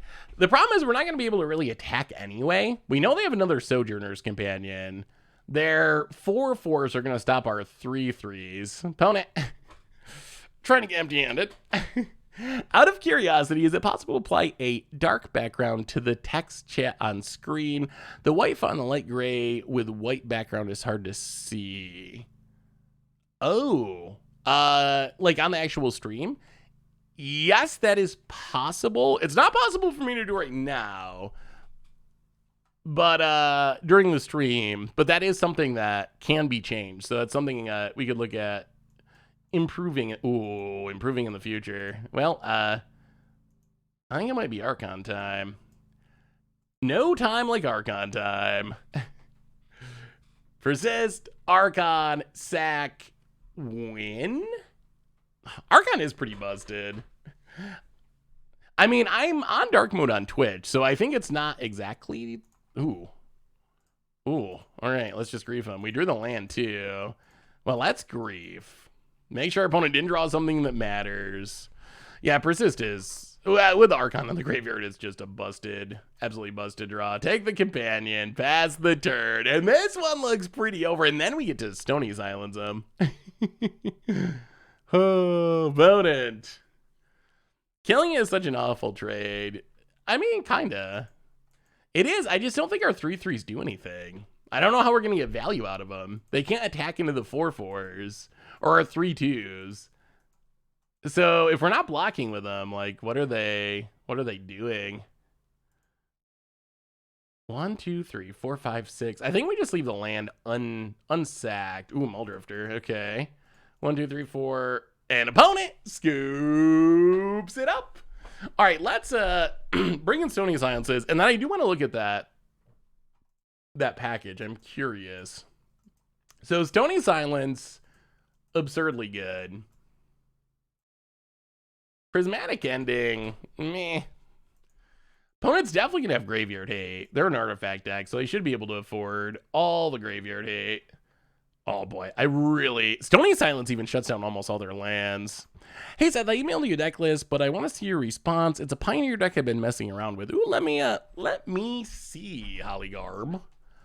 Borborygmos, eh? Ooh, some Possibility Storm comboing. Possibility Storm combo is really interesting. So I remember playing something similar to this a long time ago. I don't know why it's fallen out of favor. Is Possibility Storm still bugged on Moto? I feel like that's what made it fall out of favor. Is so much Pioneer takes place on Magic Online and it's bugged on Magic Online, or was bugged on Magic Online. It's fixed now. Okay, yeah, that's definitely a super sweet deck. One of the upsides of the adventure creatures. So basically, you Possibility Storm. When you cast a spell, you exile it and get another spell of the same type. The only sorceries in the deck are adventure creatures like Lovestruck Beast. So then, when you adventure, you know you're going to enter the infinite. Enter the infinite's going to draw your entire deck. You proceed to win the game. What is the... I feel like I'm missing something. What does the Stone Coil do in this deck? Oh, I see. So there's more to the combo. The first day of class was throwing me off. I was thinking the first day of class was a win con, but I think the actual win con. So Possibility Storm, enter the infinite, draw your entire deck, put one back. Then you can put back the Borborygmos. Then you Stone Coil Serpent for the Borborygmos. Borborygmos discards on a land you drew, win the game. So the first day of class is just like the backup plan, I guess, in case you're winning the following turn because the Borborygmos plan doesn't work. Yeah, that looks sweet, Hollygarb. We gotta play some Possibility Storm. Oh, we're keeping one land, one keep, but it's one land Stony Silence, and Stony Silence just ruins our opponent's day, like to the max. Well, that's not a land. Come on, deck. I want to see this. Oh wait. Let me look at that deck list again. Doesn't first day of class ruin the combo? Wait a minute. Oh, it's an instant. Okay. It's an instant, so you can try to use Bone Crusher. You can use Bone Crusher to get the first day of class. That's something I don't remember seeing before. That's kind of neat. Although I do wonder, like... Okay, so you can... The other way, I was going to say, is there enough sorceries to make the plan consistent with just the Lovestruck Beast? But you also have lessons, so you can Gnarled Professor to get a sorcery from the sideboard. I still wonder, is that enough? So there's 6 sorceries. I might try to find a way to add another like sorcery adventure creature or something. Yeah, that is really cool. All right, so opponent has the Tormod script and Frogmite. Well, do we draw a land this exact turn? Please, no. All right, well, this hand was so sweet too. The 1 land 1 keep might be getting us here. Oh, it's been a while since we got by a 1 land 1 keeper. A quick reminder that our sponsor today is brought to you by Card Kingdom, and if you need some magical cards, you can get them over at cardkingdom.com. Opponent's functioning well with having a single land. Oh, we gotta watch that D&D trailer at some point too. Yeah, I wonder. Or maybe just more lesson cards, or learn cards to get lessons from the sideboard, sorcery lessons. That would also do it. How did I was playing Celestial Kirin? How did that come up already? I just decided that like a few hours ago. Are you spying on me? Are you spying on me, Great Destroyer? Ah! Oh, this is so bad. Okay. Oh, this deck, I will say, the deck is sweet and it's powerful, but good lord, is the running so clunky. It literally is either like 12 lands out of 15 draws or 1 land out of 15 draws. Has not been any middle ground with this deck. Yeah, our opponent's probably playing like 12 lands or something absurd though. Their affinity, they don't really play that many lands. All right, Chalice on 1. We're getting to the point now where Stony Silence is going to be less effective because they can just start dropping their 7 drops. Yeah, I think we're just dead. Yeah, all right. Well, sometime now we're going to draw the land. You know we're going to draw a land. You know it. About it. We got to look at the Magic 30 virtual package. So we talked about the in-person one. Not a land. Well, okay. Solitude. Pitch the Aethermage's Touch. Get rid of the Sojourner's Companion. Pass the turn. I mean, for not having literally any lands, we're putting up a fight. There is a Goldfish Discord. You should check it out if you're interested. Tomer must have mentioned it. I think I mentioned it to Tomer. That makes sense. Yeah, so the theme was unpopular commanders. It had to be commanders that were very unpopular according to EDH Rec. Like under 200 X built, which meant that most color combinations had like a couple commanders. Like I think Sultai had 0 that fit the criteria. So there were not a lot of options, but Celestial Kirin, I think, could do some pretty sweet shenanigans. Although I'm a little worried it's going to end up making people salty. Because the best thing Celestial Kirin does is blow up everyone's lands. Oh my goodness. Okay, we will pass the turn with 2 Stony Silences in hand. This is the ultimate slap fight here. Opponent slapping us with a Frogmite. We are doing literally not. Okay, cranial plating, that'll do it. Well, I guess we should have mulliganed. On second thought, maybe we needed more than 1 land. Actually, I would have snap kept that hand again. If I'm really truly being honest, I would have snap kept it. So we know our opponent's playing Graveyard Hate. Maybe we want...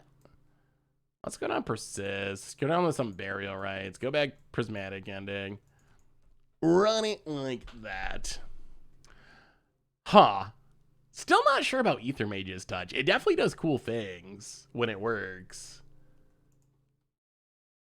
still haven't really got a huge sense of like how strong it is. Oh, this hand does not have Stony Silence. Does actually not do really anything forever. I mean, I guess Prismatic Ending is something. I mean, I guess if we ever find a way to get something in the graveyard, the Persist is good. Are we mulliganing? Yeah, I mean, that's kind of what Celestial Karen does. Ooh, Bayro Physic-Rosa could be sweet. Do we keep this? I am not sure if we keep this or not. Well, I mean, if we're on the draw, discarding the hand size would be practical. But since we're on the play, it's just too slow. Because we don't get to draw this turn. If we could discard turn 1, we would actually go be on that plan. It's like turn 4, right? So turn 1 do nothing. Turn 2 do nothing. Turn 3 first land drop. Turn 4 reanimate. Yeah, if we were on the draw, it would be turn 3 and it'd be good. Yeah, I think we mulligan it. Well, okay. I guess we're just going to have to keep a hand like this, whether we like it or not. Do we want the Archon in hand, or is it better in our deck? You know what? Let's put it back. We're just gonna have to hope we Aethermage touch into it. Hoping for the best. Land go. Opponent untaps. Tap land. And passes. Alright, deck. Stony Silence off the top. That's all we want. That's it. That's all we're asking for. Just a Stony Silence. Muldrifter.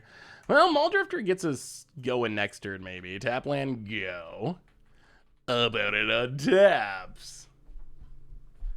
And so, how hyped is everyone for Dominaria? We're actually next Thursday, so a week from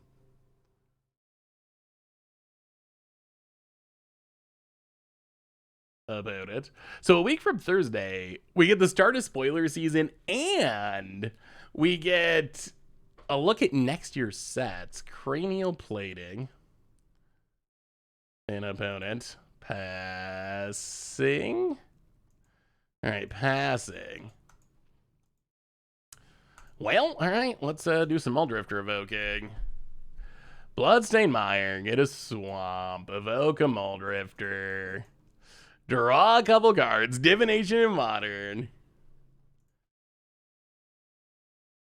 There have been some. Okay. Well, spin it to win it. Spin it to win it.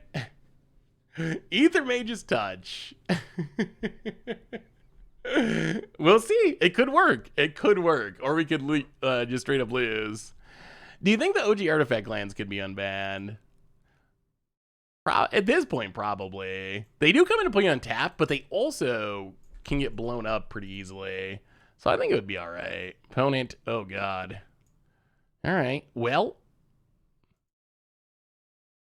Okay. So we basically need to spin into an Archon. We draw Persist. I mean, I guess we can answer the Cranial Plating. Okay, let's do that. 1, 2.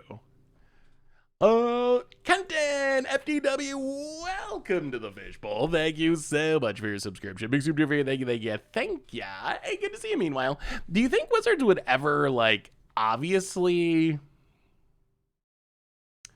Do you think Wizards would ever, like, officially support Artisan? Like, we've seen Pauper be officially supported.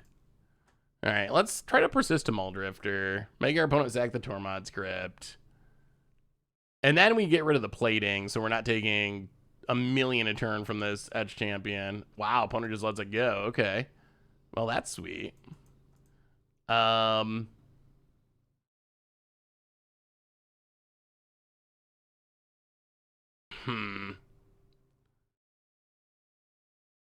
Bloodstained Mire. Ugh. Next turn we could guarantee. Oh, we gotta get the plating. We gotta kill the plating. I don't think there's any choice but to kill the plating here, unfortunately.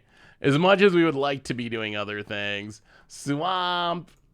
get rid of the plating. There's some argument that we're like, okay, let's get rid of the Tormod script. Next turn, Unmarked Grave, persist, get an Archon. The problem is it's affinity. They're going to have like an Ornithopter, or some random dork, some affinity threat. And if we don't make them sack this is an incredibly fast clock. 1, 2, 3, 4, 5, 6, 7. Like, it's going to be like a 10 power, protection creature. So I think we have to do it this way. Which does mean our reanimation plan is going to be less likely, but that's what Aethermage's touch is for. On a rampage. Welcome to the Fishbowl. Thank you so much for your subscription. Big super for you. Thank you, thank you, thank you. All right. No more platings and be good Aethermage's touch. Opponent taps. Hey Seth, hope you and your dog are doing well. Sorry to hear about the incident a while back. Ah, yes, it's worked out. Bear is fine, thankfully. It was definitely a scary thing at the time because of rabies in those concerns, but in the end, it looks like Bear is perfectly fine. He survived his epic battle with a raccoon. Hey Seth, what do you think about a hypothetical rule that makes every player distribute the lands in their deck evenly? For example, shuffling lands and the rest separately and then basically mana weaving. Could it make Magic better in general? So what would the goal of the rule be? Would it be essentially to try to make sure people had a land every turn? I mean, I feel like, so the problem I see with the mana weaving plan, yeah, it's not great. This Graveyard Hate is obnoxious. You know, Godless Shrine tapped. All right, Aethermage's touch. If you were ever going to be good, this is your time to shine. End step. Here we go. I'm very worried that we're going to whiff. Aethermage's touch.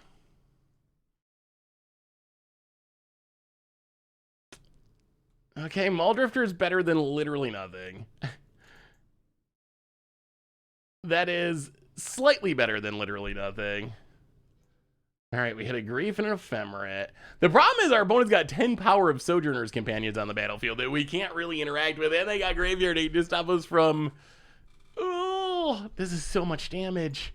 Opponent goes to combat. Hits us. How do we not die? 4, 8, that's 10 damage. All right, block with a Muldrifter. Yeah, I don't know if we can get out of here through this, get through this with a Graveyard Hate opponent. We're gonna need a lucky. Oh, there's the Stony Silence.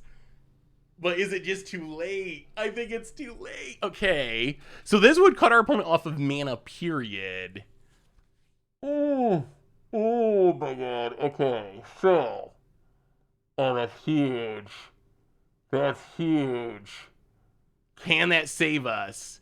Can that save us? That might save us. Okay, so, all right. So the problem I have with mana weaving is you shuffle your deck a lot. So if the solution that the problem that we're trying to fix is that we don't like the variance of Mana Screw or Mana Flood, I don't think that mana weaving would be the way to do it. I think you'd have to, I guess, literally make the game like Hearthstone, where you have 2 decks, one of them's lands, one of them's non-lands. Every turn you get a land from your land deck and get to put it into play, and then you play with the rest of your deck. Although I personally think the mana system of Magic is, I like it. I think that you need to have variance in the game. Hey, what's up, OpSnap Op? You need to have variance in the game. So I think what we do here is Grief. Pitch Unmarked Grave. This is going to be interesting. Pitch the Unmarked Grave. Make sure our opponent doesn't have a counter. That's step 1. Get a look at our opponent's hand. Infinite Vapor Snags. Okay. Does this mean we're dead? Possibly. Well, take a Vapor Snag.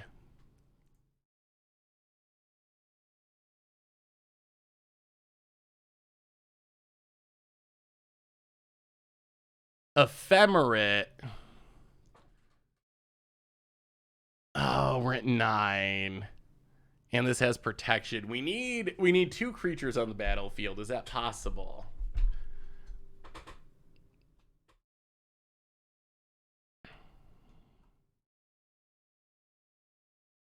I mean, we're going to hardlock our opponent. How do we survive this turn?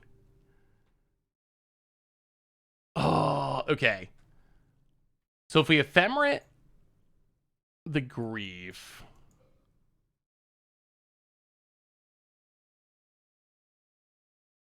we get a Vapor Snag.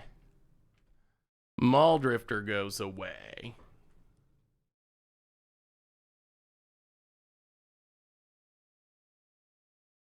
Yeah, the problem is they can just do it in response. So they're going to be able to bounce a creature in response.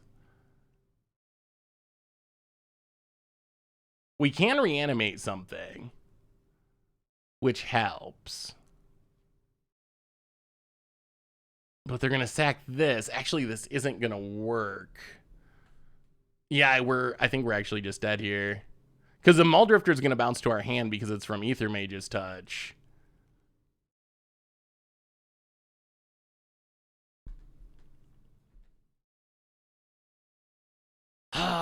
The Play Stony Flicker Muldrifter doesn't work, though. If we go that direction, they just bounce it in response. Like, that's an issue with these 3 Vapor Snags. They have lethal on board. We gotta have a blocker, and I don't know how to have a blocker this turn. They crack the Tormod's Crypt in response, so we can't reanimate.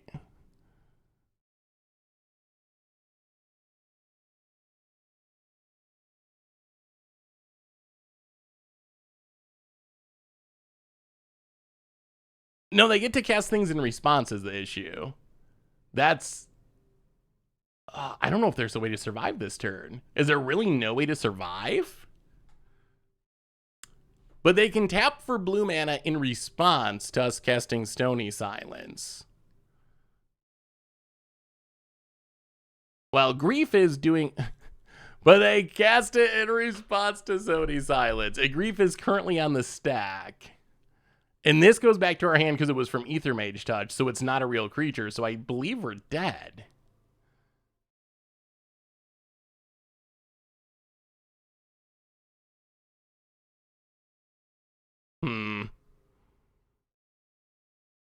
Alright, Ephemerate the Grief. So I think we have to... Opponent Vapor Snags the Grief. Yeah.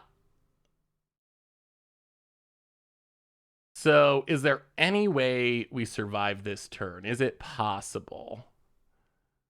So that goes away. Okay.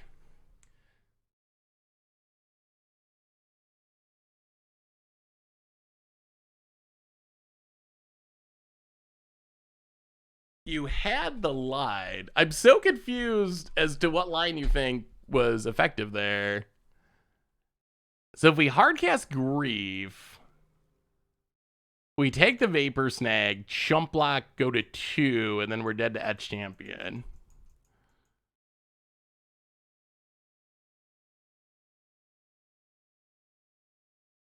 Well, the problem is, if we go Stony Silence Persist,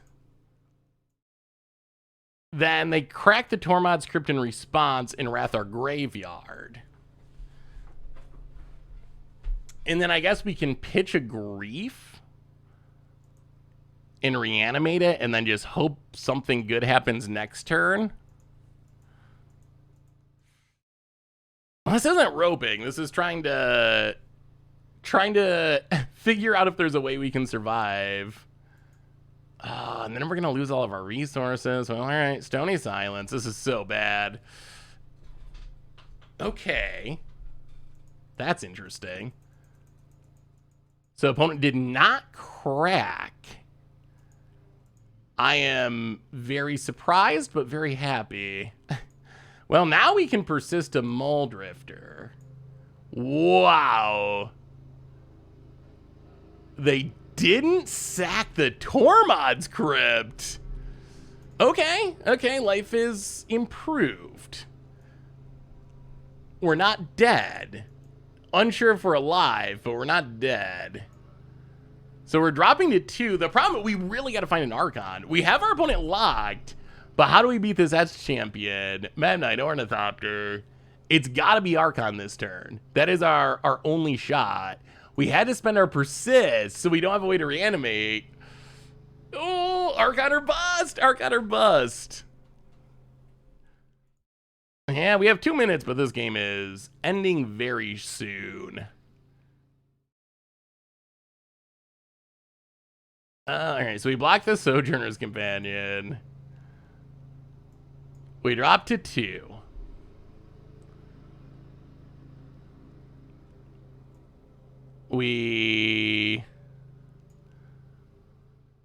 Is Archon enough?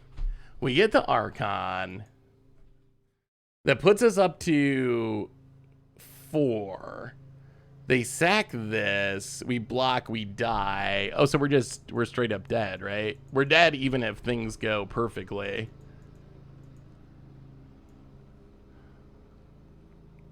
Yeah, but I don't think Archon doesn't even save us here. Which is the issue. We draw Grief.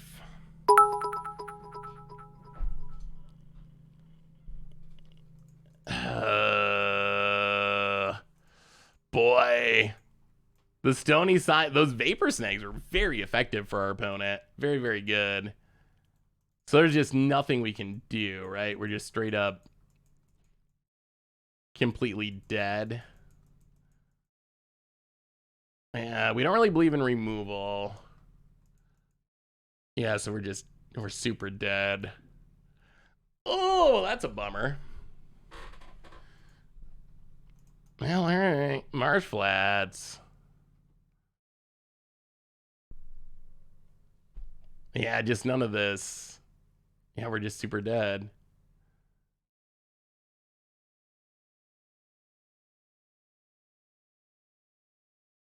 And we only have 1 blue source? Oh, this is so bad in every conceivable way.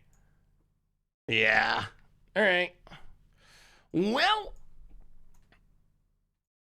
sure.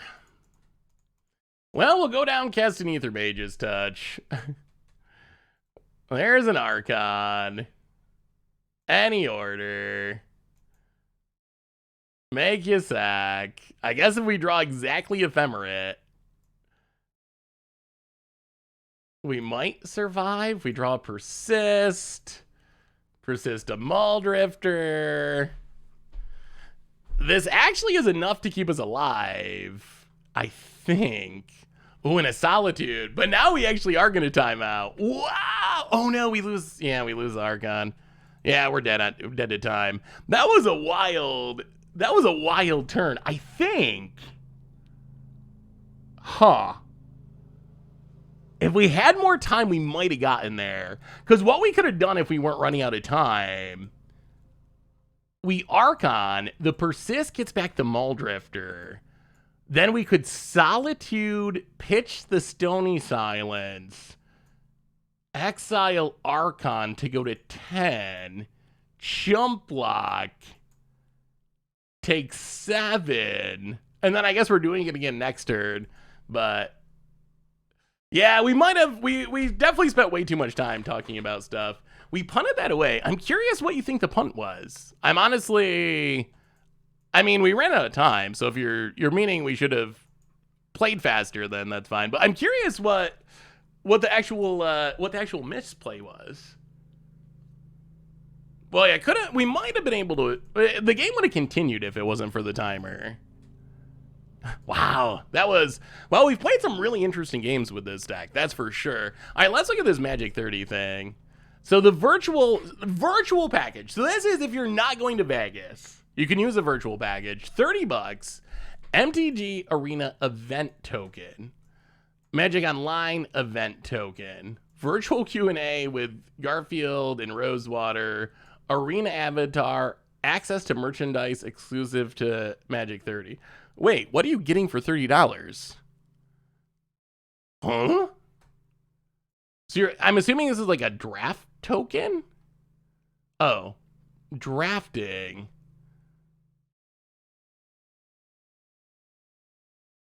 So you could do a cube draft and a chaos draft? I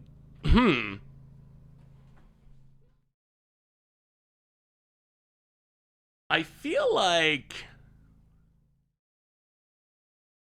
that's not worth anywhere near $30. I mean, I guess so. Okay, I shouldn't say it that way.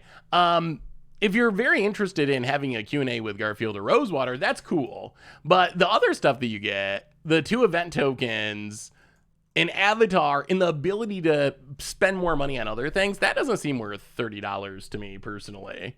I guess it feels weird to have to pay money just to have the option to buy like the secret lair.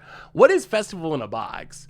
30 a virtual ticket, mystery booster convention edition booster box, the secret lair drop, all the promos, 2 Kamigawa commander decks, 2 playmats, a set of the secret lair sleeves. That actually seems better. How much are the convention edition booster box now?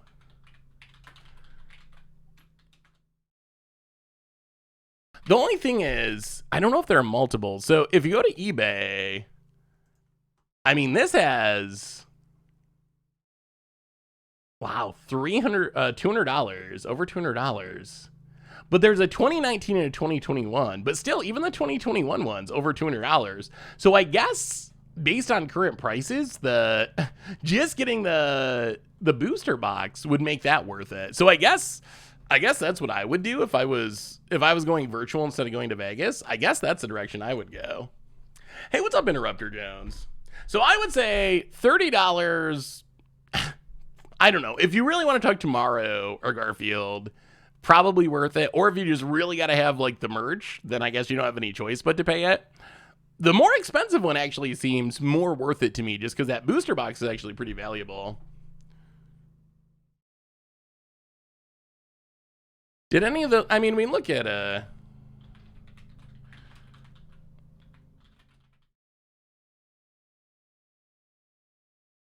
we look at completed listings or TCG player. So TCG, I mean, TCG has their completed listings at $258, cheapest one. There's one at $243 with a bunch of shipping, $260. So it seems like, I don't know. It seems like that is actually the going rate for the convention edition, like $250, $260. So that actually seems like a fine deal. Like I'll be in Vegas, so I'm not going to be buying it, but do you want to check out the decks that I'm planning on bringing to Magic 30? I've been testing it. It's a ton of fun. Oh yeah, I'd love to see it. OpSnapTop. Cool. Griefs for days. But nothing else. The sand doesn't seem very good. Yeah, I think we mulligan it. This is, well, I mean, the dirty win, but Persist Unmarked Grave, that's kind of the most powerful thing the deck can do. Marrow-Gnar Historic Brawl. So do y'all want to see more Historic Brawl? I feel like the response was good enough that I'm tempted to do more. Ooh, some Rat Colony action. That looks fun. I actually forgot that Marrow-Gnar was on Arena. I forgot that was one of the cards they added. Now let's keep. We'll put 1 Aethermage's Touch to the bottom for now. We already got one. I mean, I was surprised just how popular that format is. Oh, did I miss a donation? Hey, Pepperjack, thank you for the bits. I appreciate it. And a deck list. Pioneer Paradoxical Outcome. Ooh, Paradoxical Outcome is such a fun. I mean, it draws so many cards. Pioneer is a tricky format to make it work, but I like the idea. I like where it's going. One suggestion, I remember this from the standard decks. Inspiring Statue, Sanctuary, whatever the 3 mana give yourself improvise card is. Inspiring Statuary, right? That card could actually be really good in this deck. That might be worth looking into because then you can reduce the cost on your Paradoxical Outcomes to 1 mana, and that's kind of busted. But yeah, that looks super fun. That looks super cool. I like it, Pepperjack. Could be fun to mess around with, for sure. Impact Tremors is a interesting finisher with Psy. Alright, opponent, Scalding Dart, and passes. Opponent, Unmarked Grave. Alright, well, I mean, we know what we're doing. Unmarked Grave. 4 Archon, I believe. Okay, so I'm biased, but I followed a game developer on Twitter, including someone who currently works for Bungie, and it turns out that the game Magic Spellslingers, a Hearthstone game, is behind a ton of the design, and I guess it came out on iOS today. Ooh. I have not played Magic Spellslingers. Is that... Wait. I'm trying to remember. They make so many games now. Is that the one that's actually Magic adjacent, or is it like an MMO or something? Ooh, let me see. Op Snap Op. Funnel Cake. Oh, Blood Funnel. Good old Blood Funnel. One of the jankiest, hardest cards to build around. Oh, it's a counter spell deck. Ugh, all right. Well, that makes things hard. We have the Persist, but our opponent probably has the answer to the Persist, which makes us sad. Also, our mana. Ugh, we draw an Archon. Well, play a Swamp. Well, I mean, we're gonna go for it. Persist. Opponent, no spell piercing. Opponent. Oh! Oh dear. That's a blowout. Okay. Oh, well, pass the turn and die. Oh, Blood Funnel is definitely really sweet when it works. So the idea is Blood Funnel makes your stuff really, really cheap, but it counters it. But if you stack up a bunch of Sedgemoor Witches and young Pyromancers, your stuff can get countered and you still are going to get a ton of tokens, and then you can plumb the Forbidden, and the copies should resolve through the Blood Funnel, so you can still draw some cards. That's a really neat idea. Has it worked at all? Opt. Opponent. It seems like it should have some really fun explosive turns when it goes off. Opponent gets and hits us. During combat. Violent outbursts. Wow. Well, it's kind of unfortunate that our opponent had endurance. That's a blowout. Opponent. Rhinos. Sure. Kind of just added Tremors to the list because it's my pet card. It is definitely a fun one. Well, yeah. So we take Death. If we draw white mana, we can spin Aethermage's Touch. Well, it is white mana. Oh, well, I mean, I guess we're spinning Aethermage's Touch, and we drew an Archon. Odds are not great. We gotta shock ourselves. Oh. But miracles happen sometimes. It's possible that a miracle could happen. Oh, yeah, Aethermage's Touch. What do you say?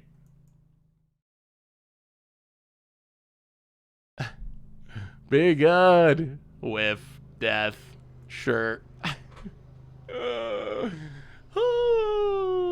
All right. Well, dead. Why not the creativity build with Reanimator? Could you play creativity and Reanimator together? So I think that, I mean, maybe. You might be able to mash the two. You might be able to mash the two together. I mean, they both care about big things. Well, I guess we got to go to Fairy to try to stop Cascade. And then maybe Thought Seizes. We don't have any Chalices or any real answers. So I guess we're really, I guess we're really just kind of hoping for the best. Huh.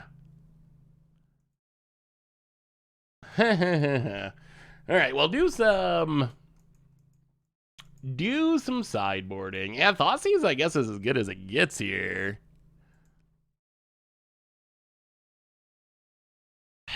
But Persist is like the best thing. I don't know if you can cut too many. The problem is Persist is like the best thing the deck does. Aethermage's Touch, I will say, like, it's funny when it works, but if you don't have access to your graveyard to set it up with Witch's Oven, the whiff rate is pretty high. Which is kind of a bummer. But it is definitely hilarious when it actually does its thing. And it does have some sweet value loops once it gets going, but yeah, I don't know. Do you think the Aethermage's Touch is actually good in this deck, or is it kind of an against the odds Aethermage's Touch episode? Like, as good as Aethermage Touch is as good as Aethermage's Touch can be, or is it actually just like good in a generic sense? Yeah, we'll keep. I mean, Triple Grief, pretty good against a lot of decks. All right, Polluted Delta, crack it. White mana, Godless Shrine. I've noticed too that the Witch's Cottage plan actually is pretty taxing on the mana base. There's been quite a few times when we're trying to like search up a land, and because all of our lands need to be swamps for Witch's Cottage, we can't just like grab a Hallowed Fountain and have white blue to do things. So there is a bit of a cost, I think. Not that it's a deal breaking cost or whatever, but there is some amount of cost to warping your mana for Witch's Cottage. More than I realized, because I kept thinking, wait, why is our mana so awkward here? And then I realized it's actually just, well, we're going to strip our opponent of all magic cards. So let's take, this is what, 1 to suspend. So take Crashing Footfalls, Ephemerate to Grief. Well, it's going to be Grief versus literally nothing. I think we can keep our opponent from doing anything at all this game. Yes. Fire Ice. Pass the turn. Opponent. We could use some blue mana. I wonder if Noxious Revival would be good in this deck. It would kind of do what Witch's Cottage does. Like, I definitely think with Aethermage's Touch, the ability to put a card on top of your deck is huge. I think it's probably just necessary. I think if you can't have some control over the top of your deck, you either got to just really overload on creatures. I wonder, could you build a fair version that just played a ton of creatures and you were like, well, sometimes this is going to do nothing, but it's worth it. Oh, do we want to Ephemerate? Opponent's hand is what? Prismari, Command, Force of Vigor. The problem is they still just draw a Cascade spell and make Rhinos. We Thoughtseize them a million times, but you can't Thoughtseize the top of the deck. Yeah, we'll pass for now. Pass the dirt. Opponent adapts. Opponent cracks. Yeah, I kind of like almost like a Coco. It'd be interesting to try like a Coco plan, where you just like play a ton of creatures and you're like, we're going to hit something. All right, Crashing Footfall suspended. Opponent plays a land. I mean, I think it's kind of worth hanging on to just because we might need to blink this Muldrifter, honestly. As much as we've slowed our opponent down, we are also not really doing much of anything at the moment. Take the Prismari command, pass the turn, and the Rhinos are coming. They're coming fairly, but they are counting down little by little. Jace the Mind Sculptor, I guess, is... Fate Sealing is kind of Thoughtseizing the top of the deck. I stand corrected. You are right. About it. Taking down the Rhinos. And could use some more pressure. Plays a land. Passes.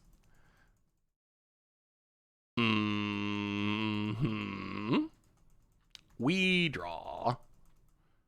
Well, blue mana. evoking Muldrifter and having it die is so sad. If we get one more land, we could evoke Muldrifter and Ephemerate it. But waiting a whole nother turn, probably not worth it. All right. We gotta do something, because these rhinos are gonna come get us if we aren't careful. Watery Grave. Adapt. Evoke a Muldrifter. Draw a couple cards. Having got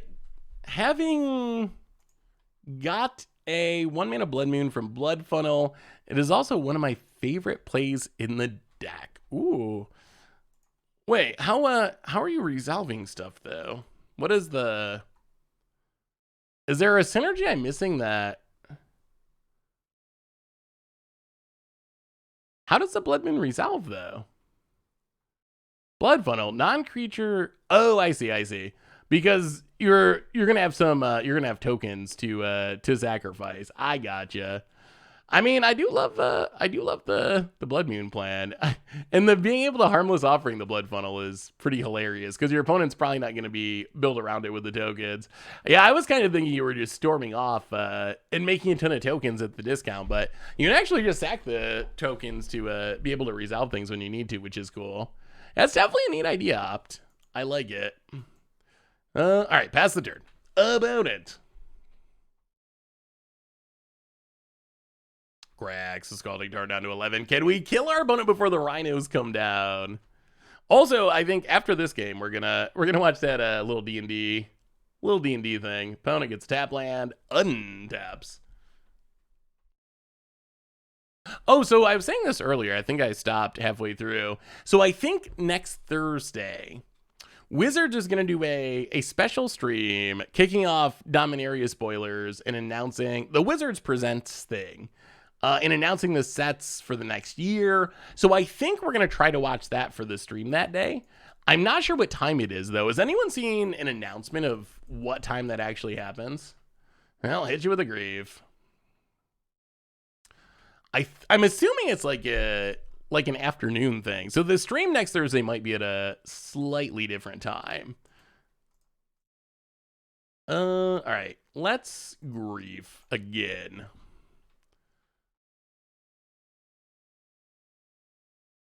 Just keep grieving. 9 a.m. So yeah, that would be noon Eastern. Runs out in endurance. Sure. So yeah, most likely next Thursday. So not the next stream, but on the 18th. So next Thursday's stream. Get rid of the Force of Vigor. Endurance really good against us.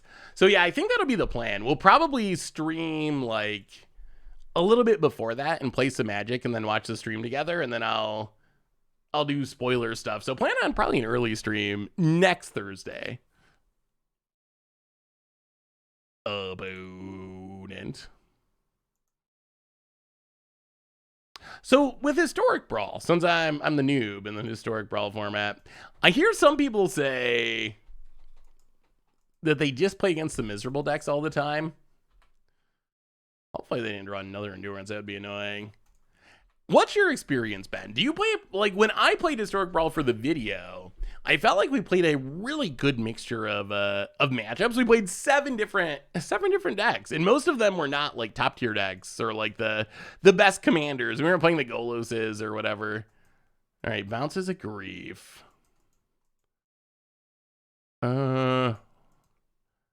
Okay. Well, play Godless Shrine.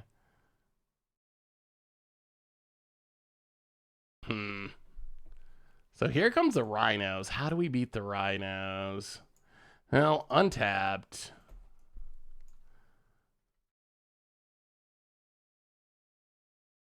Solitude. Get rid of endurance. But then I heard other people say, because it was weird, because we were playing Shrines. And we played a bunch of diverse matchups, but then I had other people that were saying, we're playing the same exact deck, and all I play is like Miram and Golos and like the busted top tier commanders. So I don't know. I'm still not sure how the matchmaking really works. Yeah, people seem to love Tasha. Which is funny because Tasha is not, when I've seen Tasha in Historic or Historic Brawl, it doesn't seem that strong. So people must just like it as a character because as an actual card, it's kind of meh.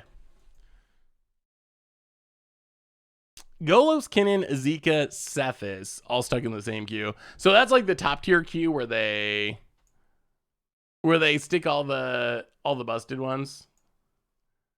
All right, opponent passes.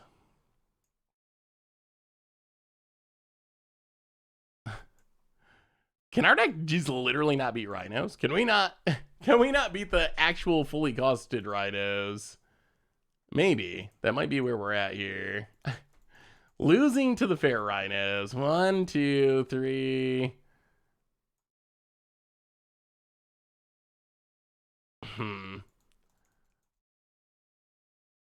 If we Muldrifter blink, do we die? I mean, I guess we aren't likely to literally die.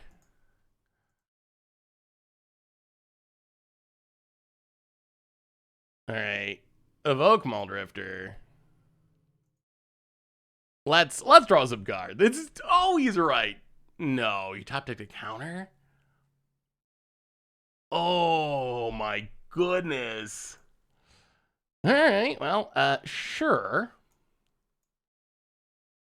That's a good one. That is a good one.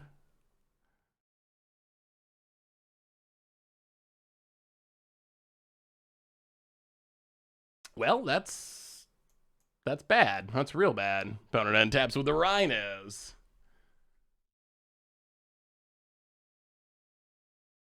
Why not just play Grief in Ephemerate Solitude? Well, I mean, opponent was empty-handed, so hopefully their cards were not actually going to be very impactful. And Muldrifter could get us to Archon and let us win. The problem is I'm not convinced. I'm not super convinced that our things are just too small. I'm not super convinced that our things can win from here fairly. I feel like we need to find Archon. If our deck is not Archoning, it's pretty underpowered. All right, so now our opponent draws the land. Now that it's no longer helpful for us. Well, pass the turn. I'm making a wall-themed EDH deck. I really wish that Arcades was green, white, black, and not green, white, blue. What does black give you in the wall deck? Opponent untaps. I think we're double blocking with Grief. This Brazen Borrower is kind of an issue. I think we're gonna start trying to Ephemerate the Solitude. Double block a Rhino. I mean, if they draw another answer, that's gonna be pretty unfortunate. Maybe we can wait one more turn. Well, we'll see. We'll see what our opponent does. If we go for it, they like Fire Ice our Solitude, then we're in very, very sad shape.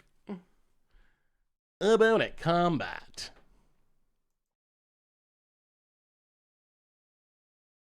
Gets in with the Flyer.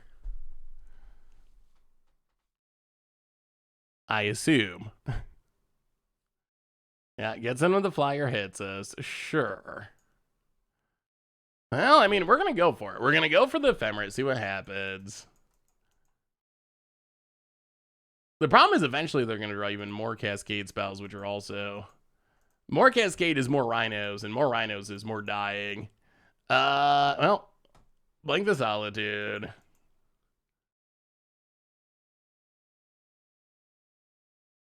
Come on. Please, no answers. Wow. Oh, that was literally the exact cards we called out. Oh. Oh, jeez. Oh. These have been some very unfortunate draws in a row for us. Well, we will pass the turn. Not good. That Mystical Dispute to stop our Muldrifter, into the Fire Ice to stop our Blinking of Ephemerate, and everything's coming up Rhinos. I do like Rhinos, but not these ones. These ones don't count. Opponent goes to combat. Let's see if our opponent can draw one more Mystical Dispute. Opponent goes to combat, attacks with everything. Does the top deckening continue? We cast a Solitude.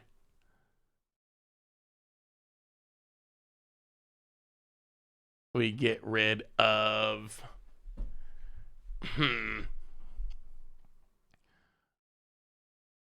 a Rhino.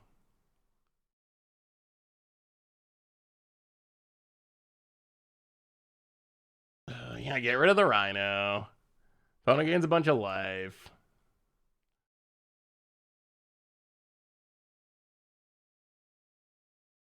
Everything in front of the Rhino. Finally got rid of the Rhinos. Seth, you could Solitude a Rhino and get through with the Solitudes.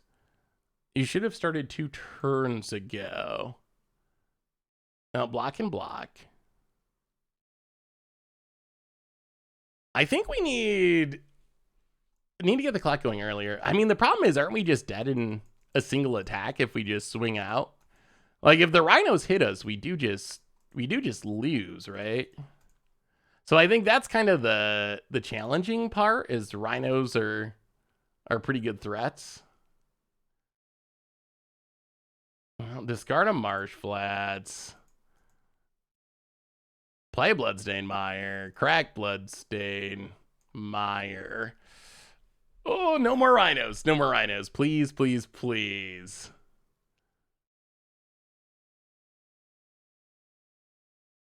Grab a Swamp. Run out the Grief.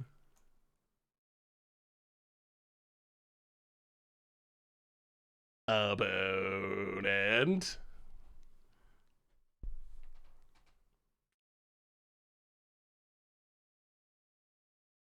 No. All right. Endurance. Oh, sure. Shuffles their own graveyard back in. Nothing in hand. Solitude and Grief are not very good attackers, are they? We've run into that problem multiple times. They just get stonewalled by everything.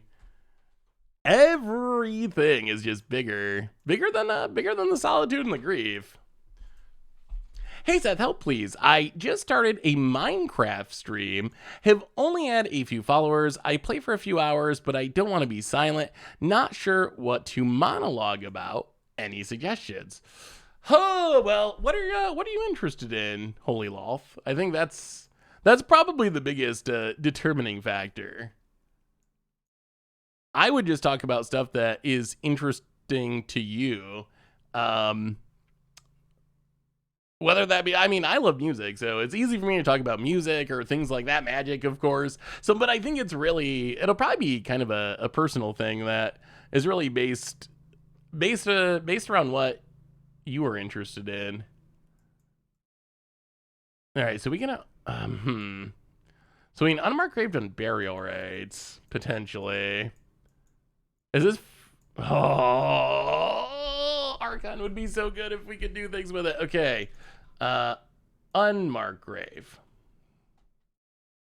Actually, do we still have the unburial rites? Do we cut it? All right, we got the unburial rites. So unburial rites. Reanimate. Muldrifter.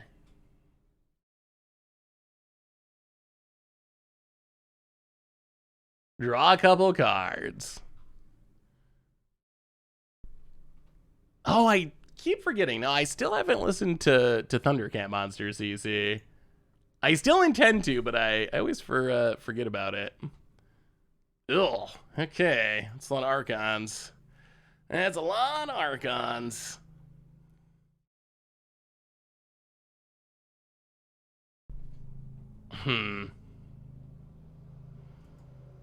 So if they kill this, we die. If we attack, then they Does that change anything? They kill this, we block there. I'm almost wondering if we have to chump attack just to gain 3 life. Keep reminding me. What's my favorite card? My favorite cards, Panharmonicon and Blood Mooner, are my two favorite, Ethan. What is your favorite card? How are you, Ethan? Welcome, welcome. Good to see you. Chump attacking is probably like absurd, right? That's gotta be so wrong. How does it go wrong? We're dead to rhinos no matter what. We're dead to removal. If we attack, we go to 5. They remove this. Yeah, I guess we just gotta hope they don't have it. All right, pass the turn. About it. Taps. No rhinos at instant speed, please.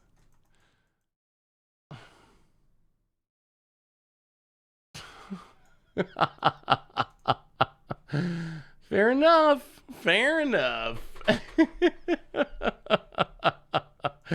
Wow, that was quite the string of cards. So, well, I gotta say, this deck it's okay. It's cool. I like that we got to get Spelldrifter. Anyway, let's watch this D&D trailer. It should be interesting. Should be interesting. So, all right, D&D trailer impending, incipient. All right, here we go.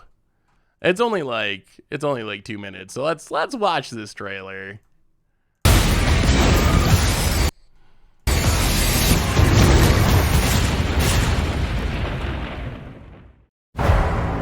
Here's the thing. We're a team of thieves. And when you do this, you're bound to make enemies. Sometimes those enemies come looking for revenge.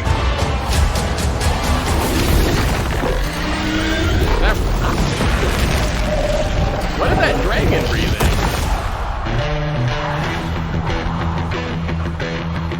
Truth be told, we helped the wrong person steal the wrong thing. We didn't mean to unleash the greatest evil the world has ever known. But we're gonna fix it. So how do we pull that off? Figure it out over a drink? Probably best. You need cool. To give us a fighting chance, we're gonna need strength. You got this, right? I know you don't. We also need courage, magic, and you.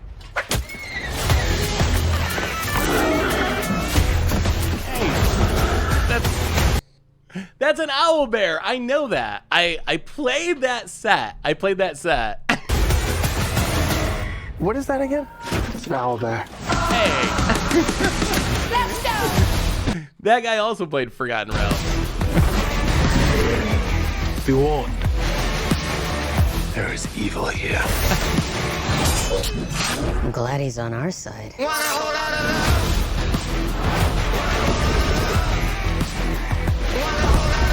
This one's dangerous.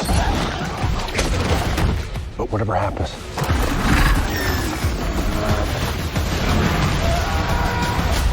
we'll be ready.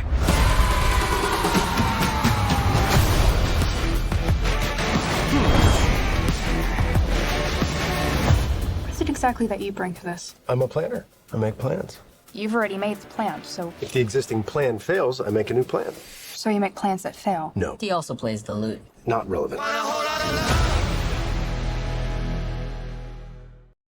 Interesting. So, first off, what was that dragon breathing in the beginning? I feel. Oh, apparently you can't skip through this? Oh, I see. It's underneath that. Was that a dragon breathing stone? I don't know D&D well enough. What is this dragon doing? That dragon is definitely like, oh, it's acid? I was gonna say it looks like it's breathing stone, but then it's also lighting things on fire. See, I gotta know more in D&D. So, question about this movie. So this movie is coming out next year. Is this gonna be a big thing? Like, is this like a summer blockbuster, like really actually big deal? I'm curious. Like, I don't know. D&D is pretty popular now. D&D has gotten big thanks to Stranger Things. Is this like, oh, it's gonna show up on on whatever Amazon Prime 2, whatever. Or is this actually like in the theaters, like gonna be a big thing? What do you think it'll be good? It looked like a fantasy show. Like watching it, it didn't look like, I don't know. It doesn't look bad. I thought like the graphics and stuff. Someone said it looked generic, and I guess I could see that. I'm not a fantasy expert, so I could see maybe like for the fantasy genre, maybe that's generic fantasy, but I don't know. It looked the graphics were good and stuff. Probably going to be bad, but D&D players will enjoy it. I mean, that's probably about right. But what about the Magic show / movie? Well, do you think that will also be bad, but Magic players will enjoy it? Or won't even Magic players enjoy it? I'm not even sure. I'm not even sure. Do you think that Magic players will appreciate the Magic movie or no? The one thing I dislike about doing these things is it changes all of your... It changes all your settings to like just chatting and all this stuff, and it doesn't change them back for some reason. So will you be watching the new D&D movie? Will you be going to the theaters to check it out?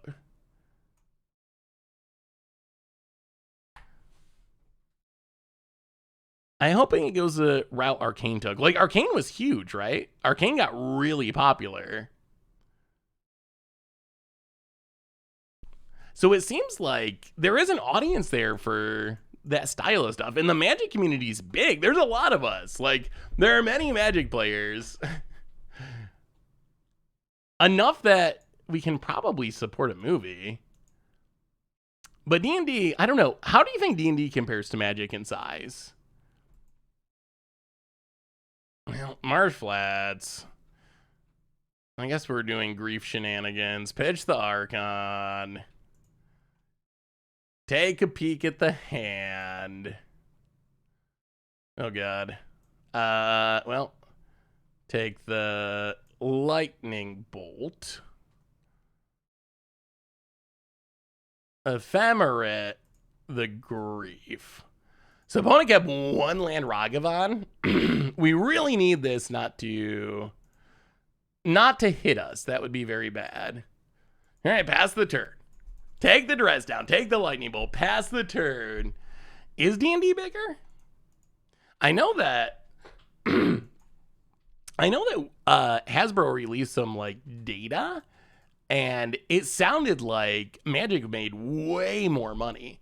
Like, I think they said that Magic was 80% of their revenue, and D&D was 20%. So I think based on, well, I guess we reanimate that. So I think based on money, Magic is bigger, but based on like cultural significance and maybe players, maybe D&D's bigger. I mean, Magic has definitely not had its Stranger Things moment. That hasn't happened yet. We haven't had some breakout pop culture outside of Magic. Like, what's the closest that Magic's gotten to that? Has there ever been a time where Magic was like in the public's consciousness outside of like gaming communities, outside of the Magic community? I don't know. Like, we did that video of top 10 times. Yeah, South Park might be as close as it gets. And I think a single South Park episode definitely is not comparable to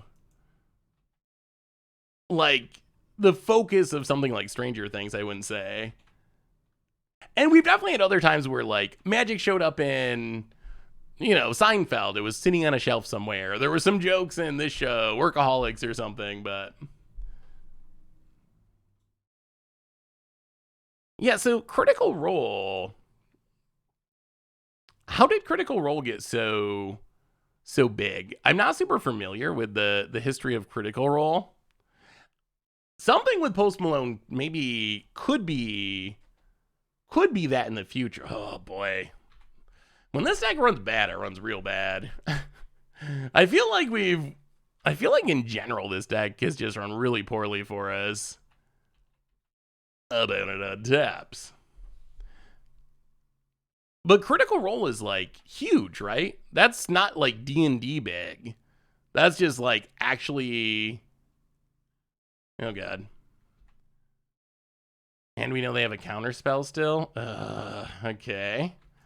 Opponent, Ledger Shreds. Sure.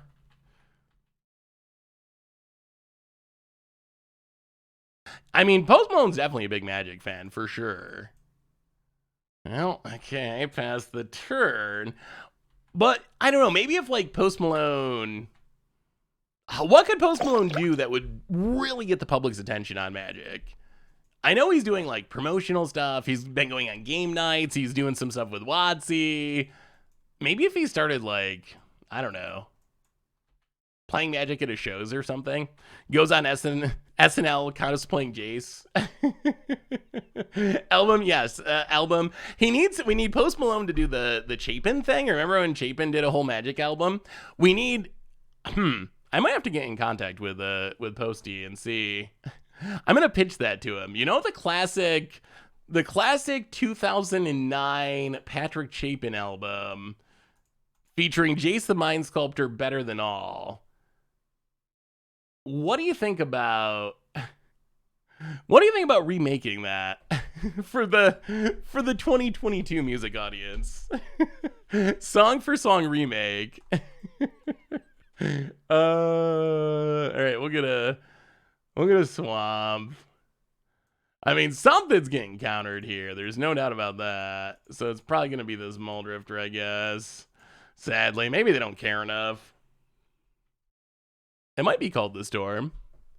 EJL, welcome to the Fishbowl. Thank you for your subscription. Big super, thank you. Yeah, I can't remember. I remember Jace the Mind Sculptor. I mean, was it called The Gathering? Or like the THA Gathering with no G at the end? I think it was something like that, wasn't it? Ooh, MTG Remy featuring Post Malone. That could be a good crossover. Well, Solitude.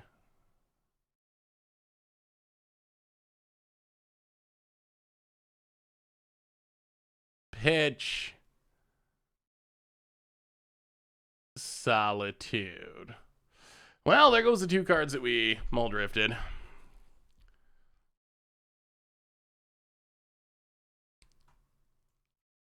So we get to get rid of the Ledger Shredder.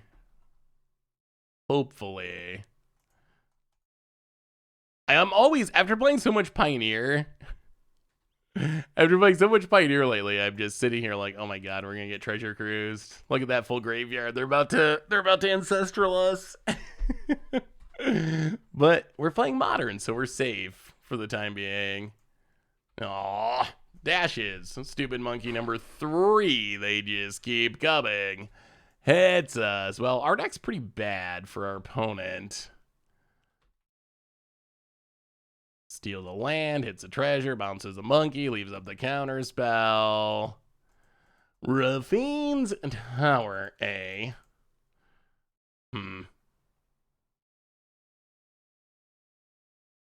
So what are we doing here? Are we Solitude pitching the Aethermage's touch? It's gonna get countered anyway. We can't keep getting hit by this monkey or we're gonna lose because that's what Rocketbond does. Ledger Shredder. Okay. Opponent still gonna leave up the counter. Yep. Well. How do we do this? So if we could somehow get the counter spell out of the way, we could do the Aethermage trick with the Witch's Cottage, but I don't know how to get them to tap out. Our opponent's been very, very consistent about leaving up this counter spell. Work is still weird. Still no word on anything. Jeez, that's how long has it been, Magikarp? I feel like it's been going on for like a couple weeks now or more. Ooh, how was Gen Con, dog? Hunter Pence, yeah, Hunter was doing some streaming at one point, right? Jeez, that's a long one. Well, hopefully gets better soon.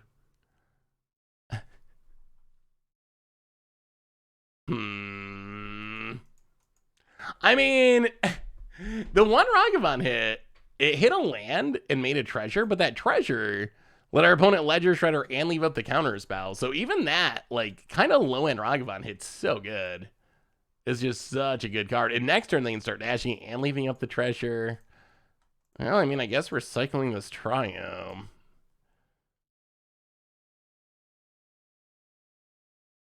Maybe we... All right, let's do this. Let's sack Bloodstained Mire. I think we're going to get back the Grief and cycle into the Grief. That's going to get rid of the counter at least. So Witch's Cottage. Get back the Grief. Yes. Cycle. Draw the Grief. Untap. Unmarked Grave A.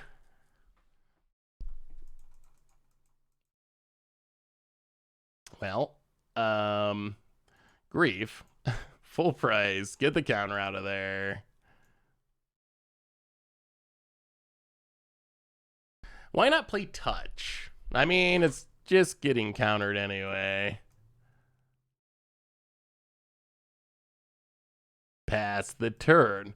So the goal was to try to get the counter out of our opponent's hand. That was kind of the main game plan there. Oh boy, they've drawn a lot of Ledger Shredders. A lot of Ledger Shredders. And then dashes Ragavan. Oh, this is so not good. So Aethermage's Touch, the problem is it's so whiffy. Like, we can cast it, but the odds of it hitting something are like 0.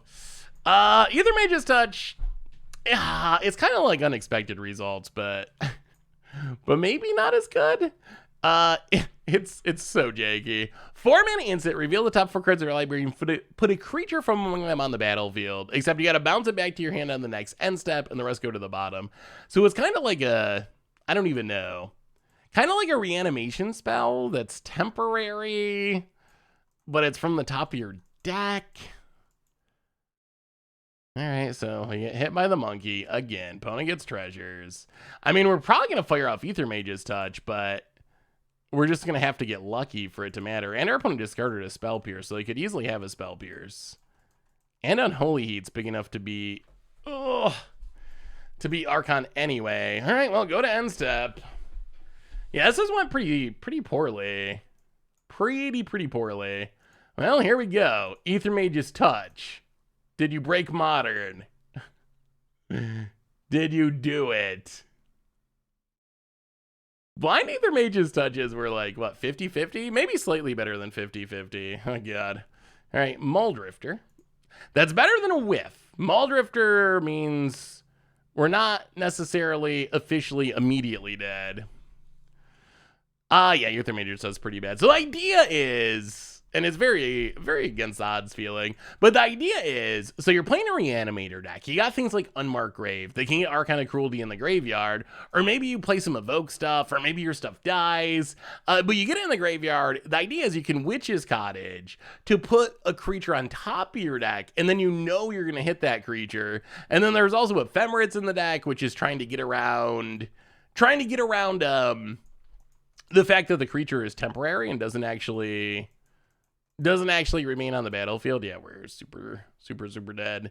So yeah, it's definitely it's a very old, pretty underpowered card, but when it works, it actually does some kind of cool things. We've seen some sweet synergies for it. We've seen the games where it actually does do cool things, where we like, get an Archon in the graveyard and we Witch's Cottage it and get it back, or on our opponent's draw step, we Aethermage's Touch, being an instance and upside, we can Aethermage's Touch a Grief into play to get rid of the card that our opponent had just drawn for the turn. So it can do some cool things when it works, but yeah, I don't know. I do kind of wonder if it's one of the weaker cards in the deck. There's the Ragavan. It's definitely funny, and I like it, and I'm glad we tried it. But as far as pure power level, I'm not actually sure that a Reanimator deck is stronger having Aethermage's Touch. I guess is another way to trigger your reanimate targets on the cheap. Yeah, it's it's kind of like it's kind of like a Unburial Rites almost, except it's working on the top of your deck instead of from the graveyard. Well, let's see. We have another game here. Maybe this is the one. Maybe this is the one where we get to see the full power. I will say things started off good. We won our first match of our league, and since then, due to a combination of probably punts and also matchups and also whiffing with Aethermage's touch, we have not done much winning since. How do we beat Murktide? This deck does not really have Graveyard Hate either. Interesting.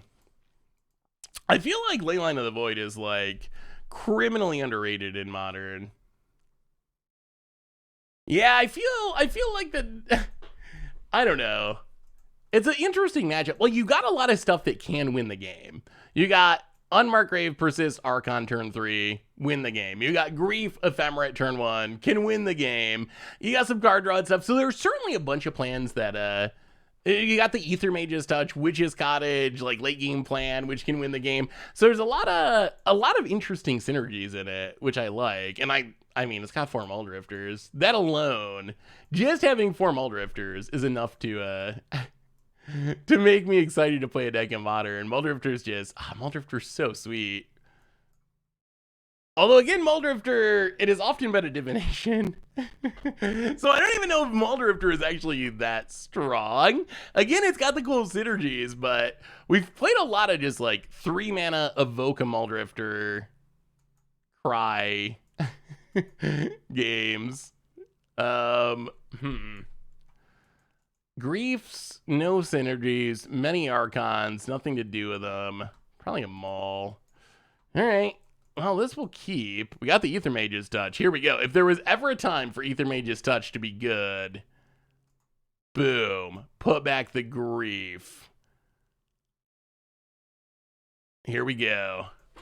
We got the Thoughtseize. We got the Aethermage's Touch. This is the chance. By the way, Seth, my full Proxy Altar deck is coming to fruition.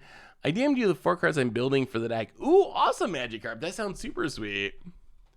Did you look at the Festival in the Box Secret Lair?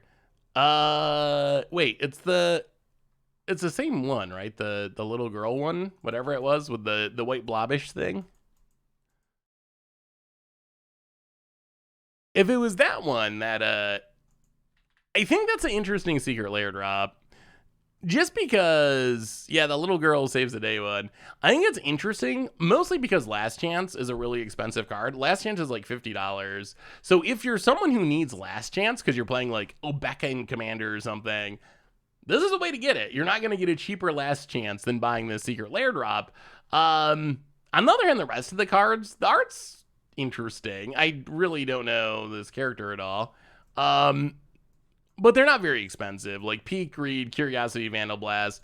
Those are all pretty cheap cards. So I think it's really, do you love the art and like the character? If you do, that's a reason to buy it. Or do you really need Last Chance and you want to get it as cheap as possible? That would be reason number 2 to buy it. I will say, considering it's $30, no, it's a whole bundle with a mystery booster. Wait, am I missing something? Hang on, we'll have to look at that again. We saw the mystery booster bundle, but maybe we overlooked something else cool in there. With that package, I was focused mostly on the booster box, which seemed like really good value. Well, all right, let's Tainted Indulgence while your opponent's tapped down. Watery Grave, untapped. Tainted Indulgence. Oh, yeah, discard Archon for now. So we might be able to do Archon Aethermage's Touch. That's a possibility. That's a possibility. All right, so what did we miss in this package? So you spend a bunch of money. Where's the... Okay, Festival in a Box, $270. So you get the mystery booster box, which that's the expensive thing. That's like $250 by itself. The secret layer drop, promos, commander decks, playmat, deck box. I think it's just that secret layer drop, right? Little girl saves the day. So I think it's just that secret layer drop is only one. Gordius! Welcome to the Fishbowl. Thank you so much for your subscription for the 10th month. Big super for you. Thank you. Hey, Seth, really glad to get a piece of the stream. Unfortunately, my schedule's not allowing me to get it live. Hope for more Pioneer. Keep being great. Well, Gordius, good to see you. We've missed you lately, but good to have you back. Hopefully everything is going spectacularly with you. And welcome back to the Fishbowl. Big super for you. Thank you. Oh, wow. I didn't even know Little Girl had been on Magic cards before. Wow, where did these come from? Were these like Japanese promos? Interesting. So this is a...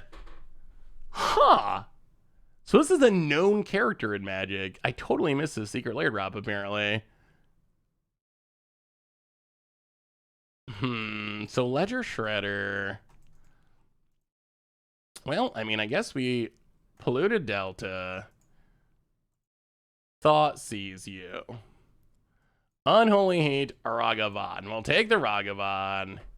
Pass the turn. That's not a very scary hand. We are down to 15, but that's not the scariest hand. Pass the turn. There's an Archon in the graveyard. This might be our chance. Opponent. So we can take an Indulgence. Hopefully get an Archon on the battlefield and win. Opponent hits us. Down to 14. Mana base super painful. Crack it. Godless Shrine. Untapped. Down to 11. Tainted Indulgence. Okay, there's lands. No fetch land though. I'll discard the Watery Grave. Untap. On burial rights. Oh, that would have been good if we kept it. Play the Swamp. Evoke a Muldrifter. Draw 2. All right. Well, next turn it is. Next turn's the turn. Pass the turn. Hopefully next turn wins us. Oh, we can't leave up Ephemerate. So awkward. So awkward, this mana. Opponent. I will say Japanese players get the sweetest promos to the point where I get a little jealous sometimes. There's always like some really sweet promo for some Japanese tournament that's not available anywhere else in the entire world. What's the score? We're about to die. Record wise, we are what, 1 in 3 right now, which not super duper awesome. So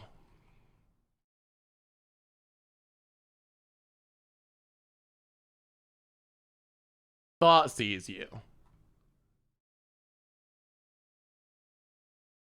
Take Unholy Heat.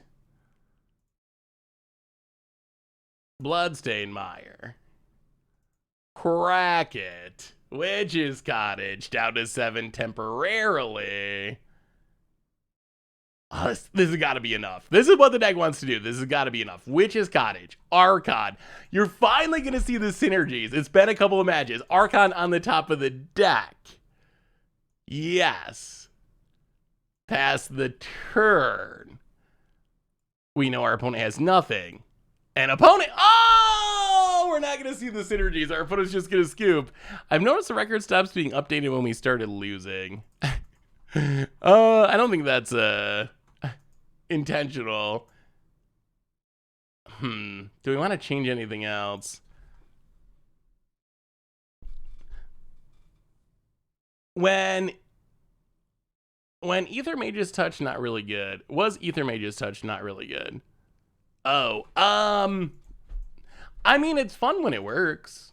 I don't know. To me, it reminds me of like Against the Odds Aethermage's touch.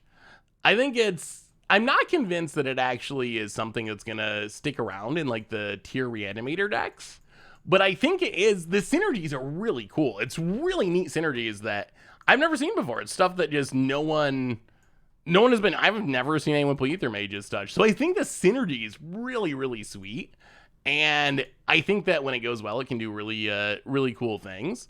But I'm not sure that it's like efficient enough to actually be like super busted or anything. Wow, that's a lot of counters. Well, I guess we take the only threat.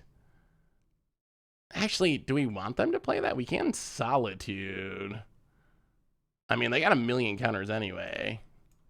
We could take the Consider. Yeah, let's take the Ledger Shredder or whatever. Consider away, Fred. Consider away. Abundant. We have a new donation from Jaguar 2100. Hey Seth, when you play Legacy next, can we see some Minsk and Boo action? It's written about by Joe Dyer. I don't play Legacy, but must live vicariously through you. So I actually already wanted to play a Minsk and Boo deck in Legacy for a video, but there's an issue, and the issue is Minsk and Boo is not on Magic Online. Not on Magic Online. Oh, wait, did they add it on Magic Online? No, I don't believe so. Yeah, the deck list that Joe wrote about was from like some paper tournaments, which is really cool. But they just, for some reason, did not add the most important planeswalker from the set on the Magic Online. I speaking of being a little bit jealous, I'm also pretty jealous about Magic Arena getting everything. They just draw the card we thought seized. I guess that's kind of a tradition. Okay. So opponent finds a Ledger Shredder anyway, backed by their counters for days. Watery Grave untapped down to 15. Tainted Indulge. Oh my goodness, oh my goodness. Discarded Godless Shrine. Well, that's not great past the turn about it adapts. Miram is on Moto. That is one of the handful that actually made it in. Opponent gets in, hits us. It made me a little jealous that that Arena got so much. Not only did Arena get all the the full set, or a full set. I guess some of the cards were changed, but they got multiple versions of some of the cards. Like they put in real Minsk and Boo, but then they also made fake like Alchemy Minsk and Boo, and both of them are programmed into the client. So I guess it just shows like how little programming love Moto gets, because Arena just got literally all of it, and like now cards that see play in Legacy tournaments just don't exist on Magic Online, which makes me very sad. We have another so many donations. Thank you everyone. New donation from Magikarp, $2 donation. It's been a minute. Food time or nigiri. Onigiri, rice cooked in a bunch of spices, sometimes layered with foods like meats on the inside, wrapped in flavor crisp seaweed, and it tastes way better than being seaweed would suggest. I've never eaten seaweed. Is seaweed super gross? Is that a thing that people actually eat? Even more lands, infinite lands. So, well, I mean, Tainted Indulgence. I assume at some point our opponent's just going to start counterspelling, because why not? Well, we're back to drawing many lands again. One of those games. Discard the fetch land. Play a fetch land past the turn. We're still we're in our last match. Our last match of the stream. Sushi's so gross. Oh, I'm sorry. I do not like. I don't really like seafood. I thought maybe seaweed would be different. Sushi is not primarily seaweed though, right? Isn't sushi like raw fish or something? I didn't realize.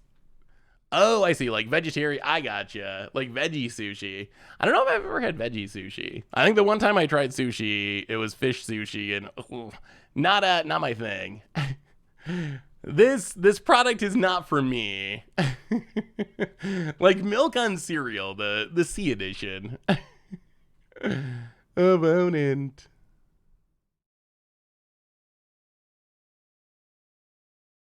Isn't so? Why is all raw fish safe to eat then, or is sushi for some reason?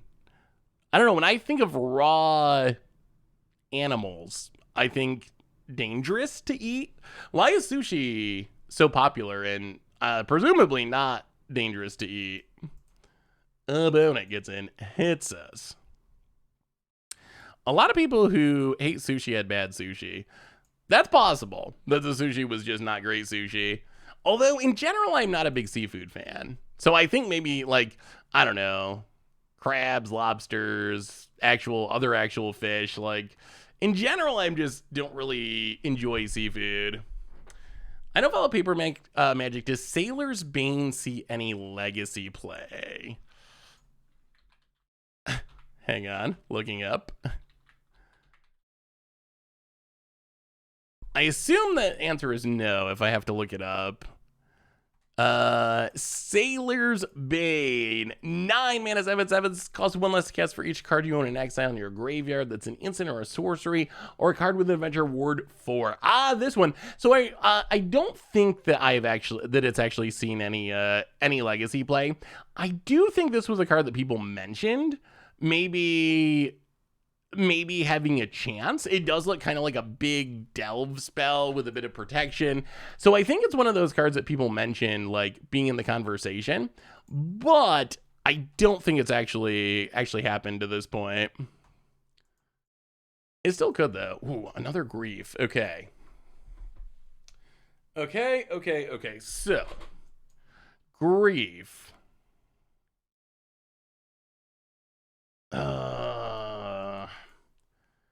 The opponent's got a handful of counters. We know that. How do we get through them?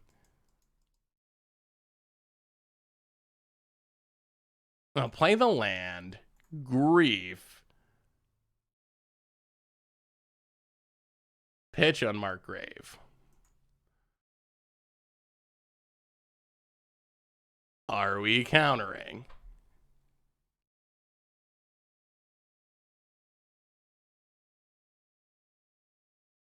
I really don't want to let our opponent connive, but we might have to. Have you been having an issue with sounds not working in OBS? Oh. Okay.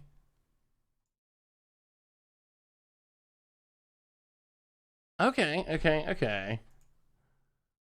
Well, that's, I guess, fine. We get to keep the grief at least. We don't get to Thoughtseize, but the grief does stick around. All right, pass the turn. Dress down goes away. Well, I think that kind of helped us. I was streaming and watching you at the same time, and it was so eerie to hear absolutely nothing in my headphones. I don't think there's been an issue with it. The only issue that I've had is sometimes if I have a ton of stuff running, OBS will get overloaded and the mic will like crackle. But that usually only happens with like Commander Clash when we have a absurd amount of programs running at once because of how we record it. Because you haven't noticed that with the stream, have you? Or even like in general, my like solo videos on YouTube, I haven't really noticed it. The only time I ever noticed it is Commander Clash. About it.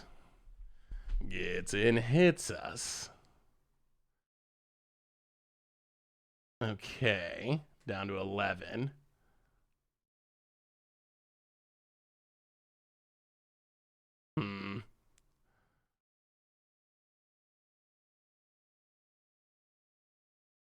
Well, untap. We've definitely played probably too slow this stream. We've had a lot of games. We've been thinking and talking maybe just a tiny bit too much, even though that's what the main point of the stream is. But I feel like we've been running close to timing out way too often this stream. My mic works fine. No other sound would work. Okay. Well, that's ephemerate. So wait, your OBS... There's a counter spell. Opponent connives. Sure. Well, here's our opponent's big turn, I guess. They kill the grief. They counter our stuff. We crack the land down to 10. Get a swamp. Witch's Cottage.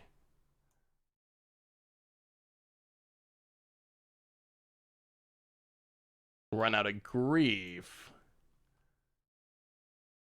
Double Ledger Shredder is such an absurd card. Double conniving. Once from their spells, once from our spells. So good. Oh, so good. I've only had sushi once, and after what I found in the toilet a little while after, I got too scared to try it again.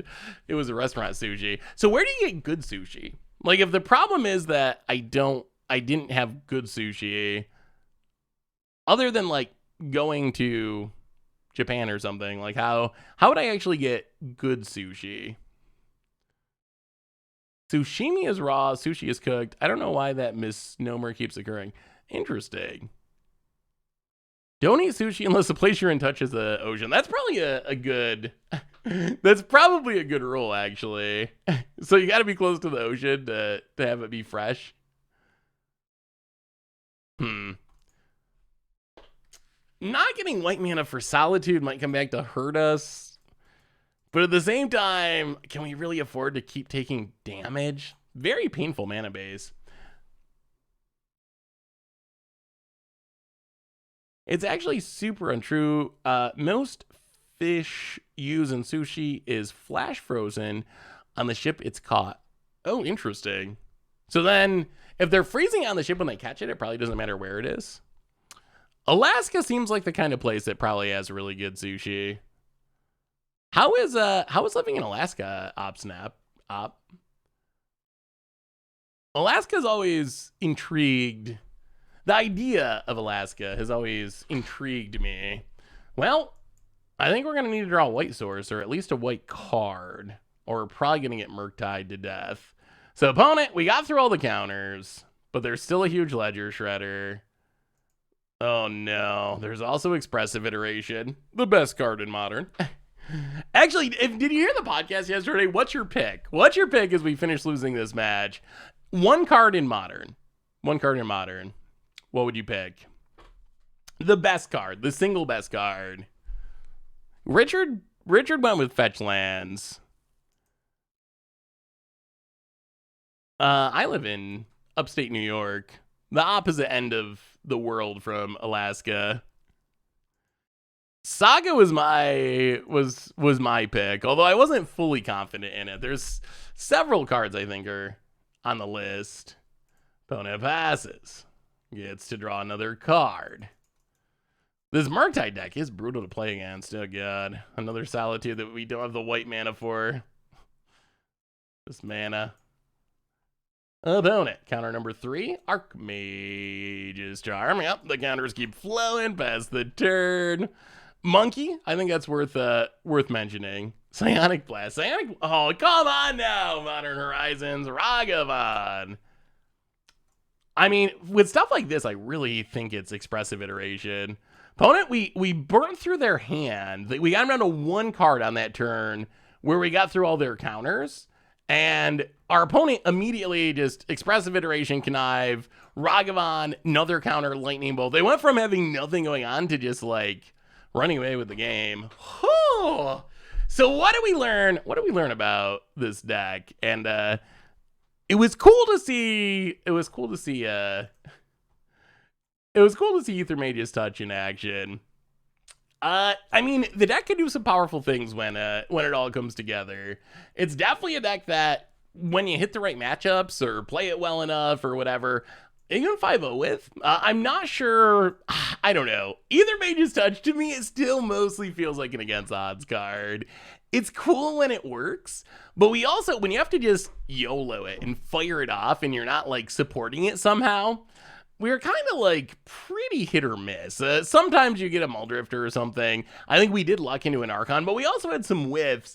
So I don't know. I mean, we know that Grief Thoughtseize a bunch of times is powerful. We know that Reanimation can be powerful. So there's definitely a lot of powerful stuff going on in the list, but overall the record, not super great, unfortunately.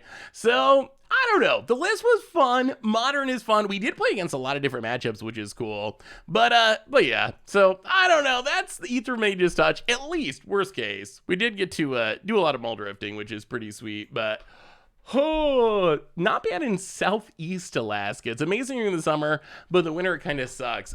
So I don't think we can mow Mir. Our league went so long. I don't think we'll be able to mow Mir today because I gotta go get the Bearbee. Unfortunately, it's Bearbee time.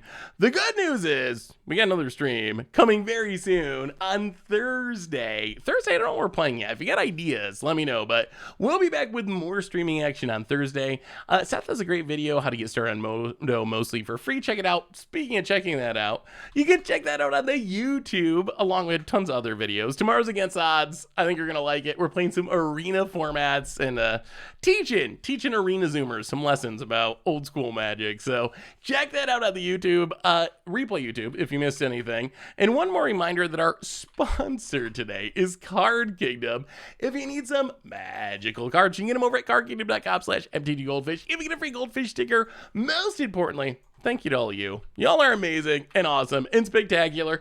Thanks for hanging out, playing some Modern, getting crushed a bunch, Aethermaging, touching a bit, watching some D&D trailers. So thanks so much, everyone. You're awesome. You're amazing. I love you. And I will see you on Thursday to have some more fun. So until then, have a great night, a great Wednesday, and I will talk to you soon.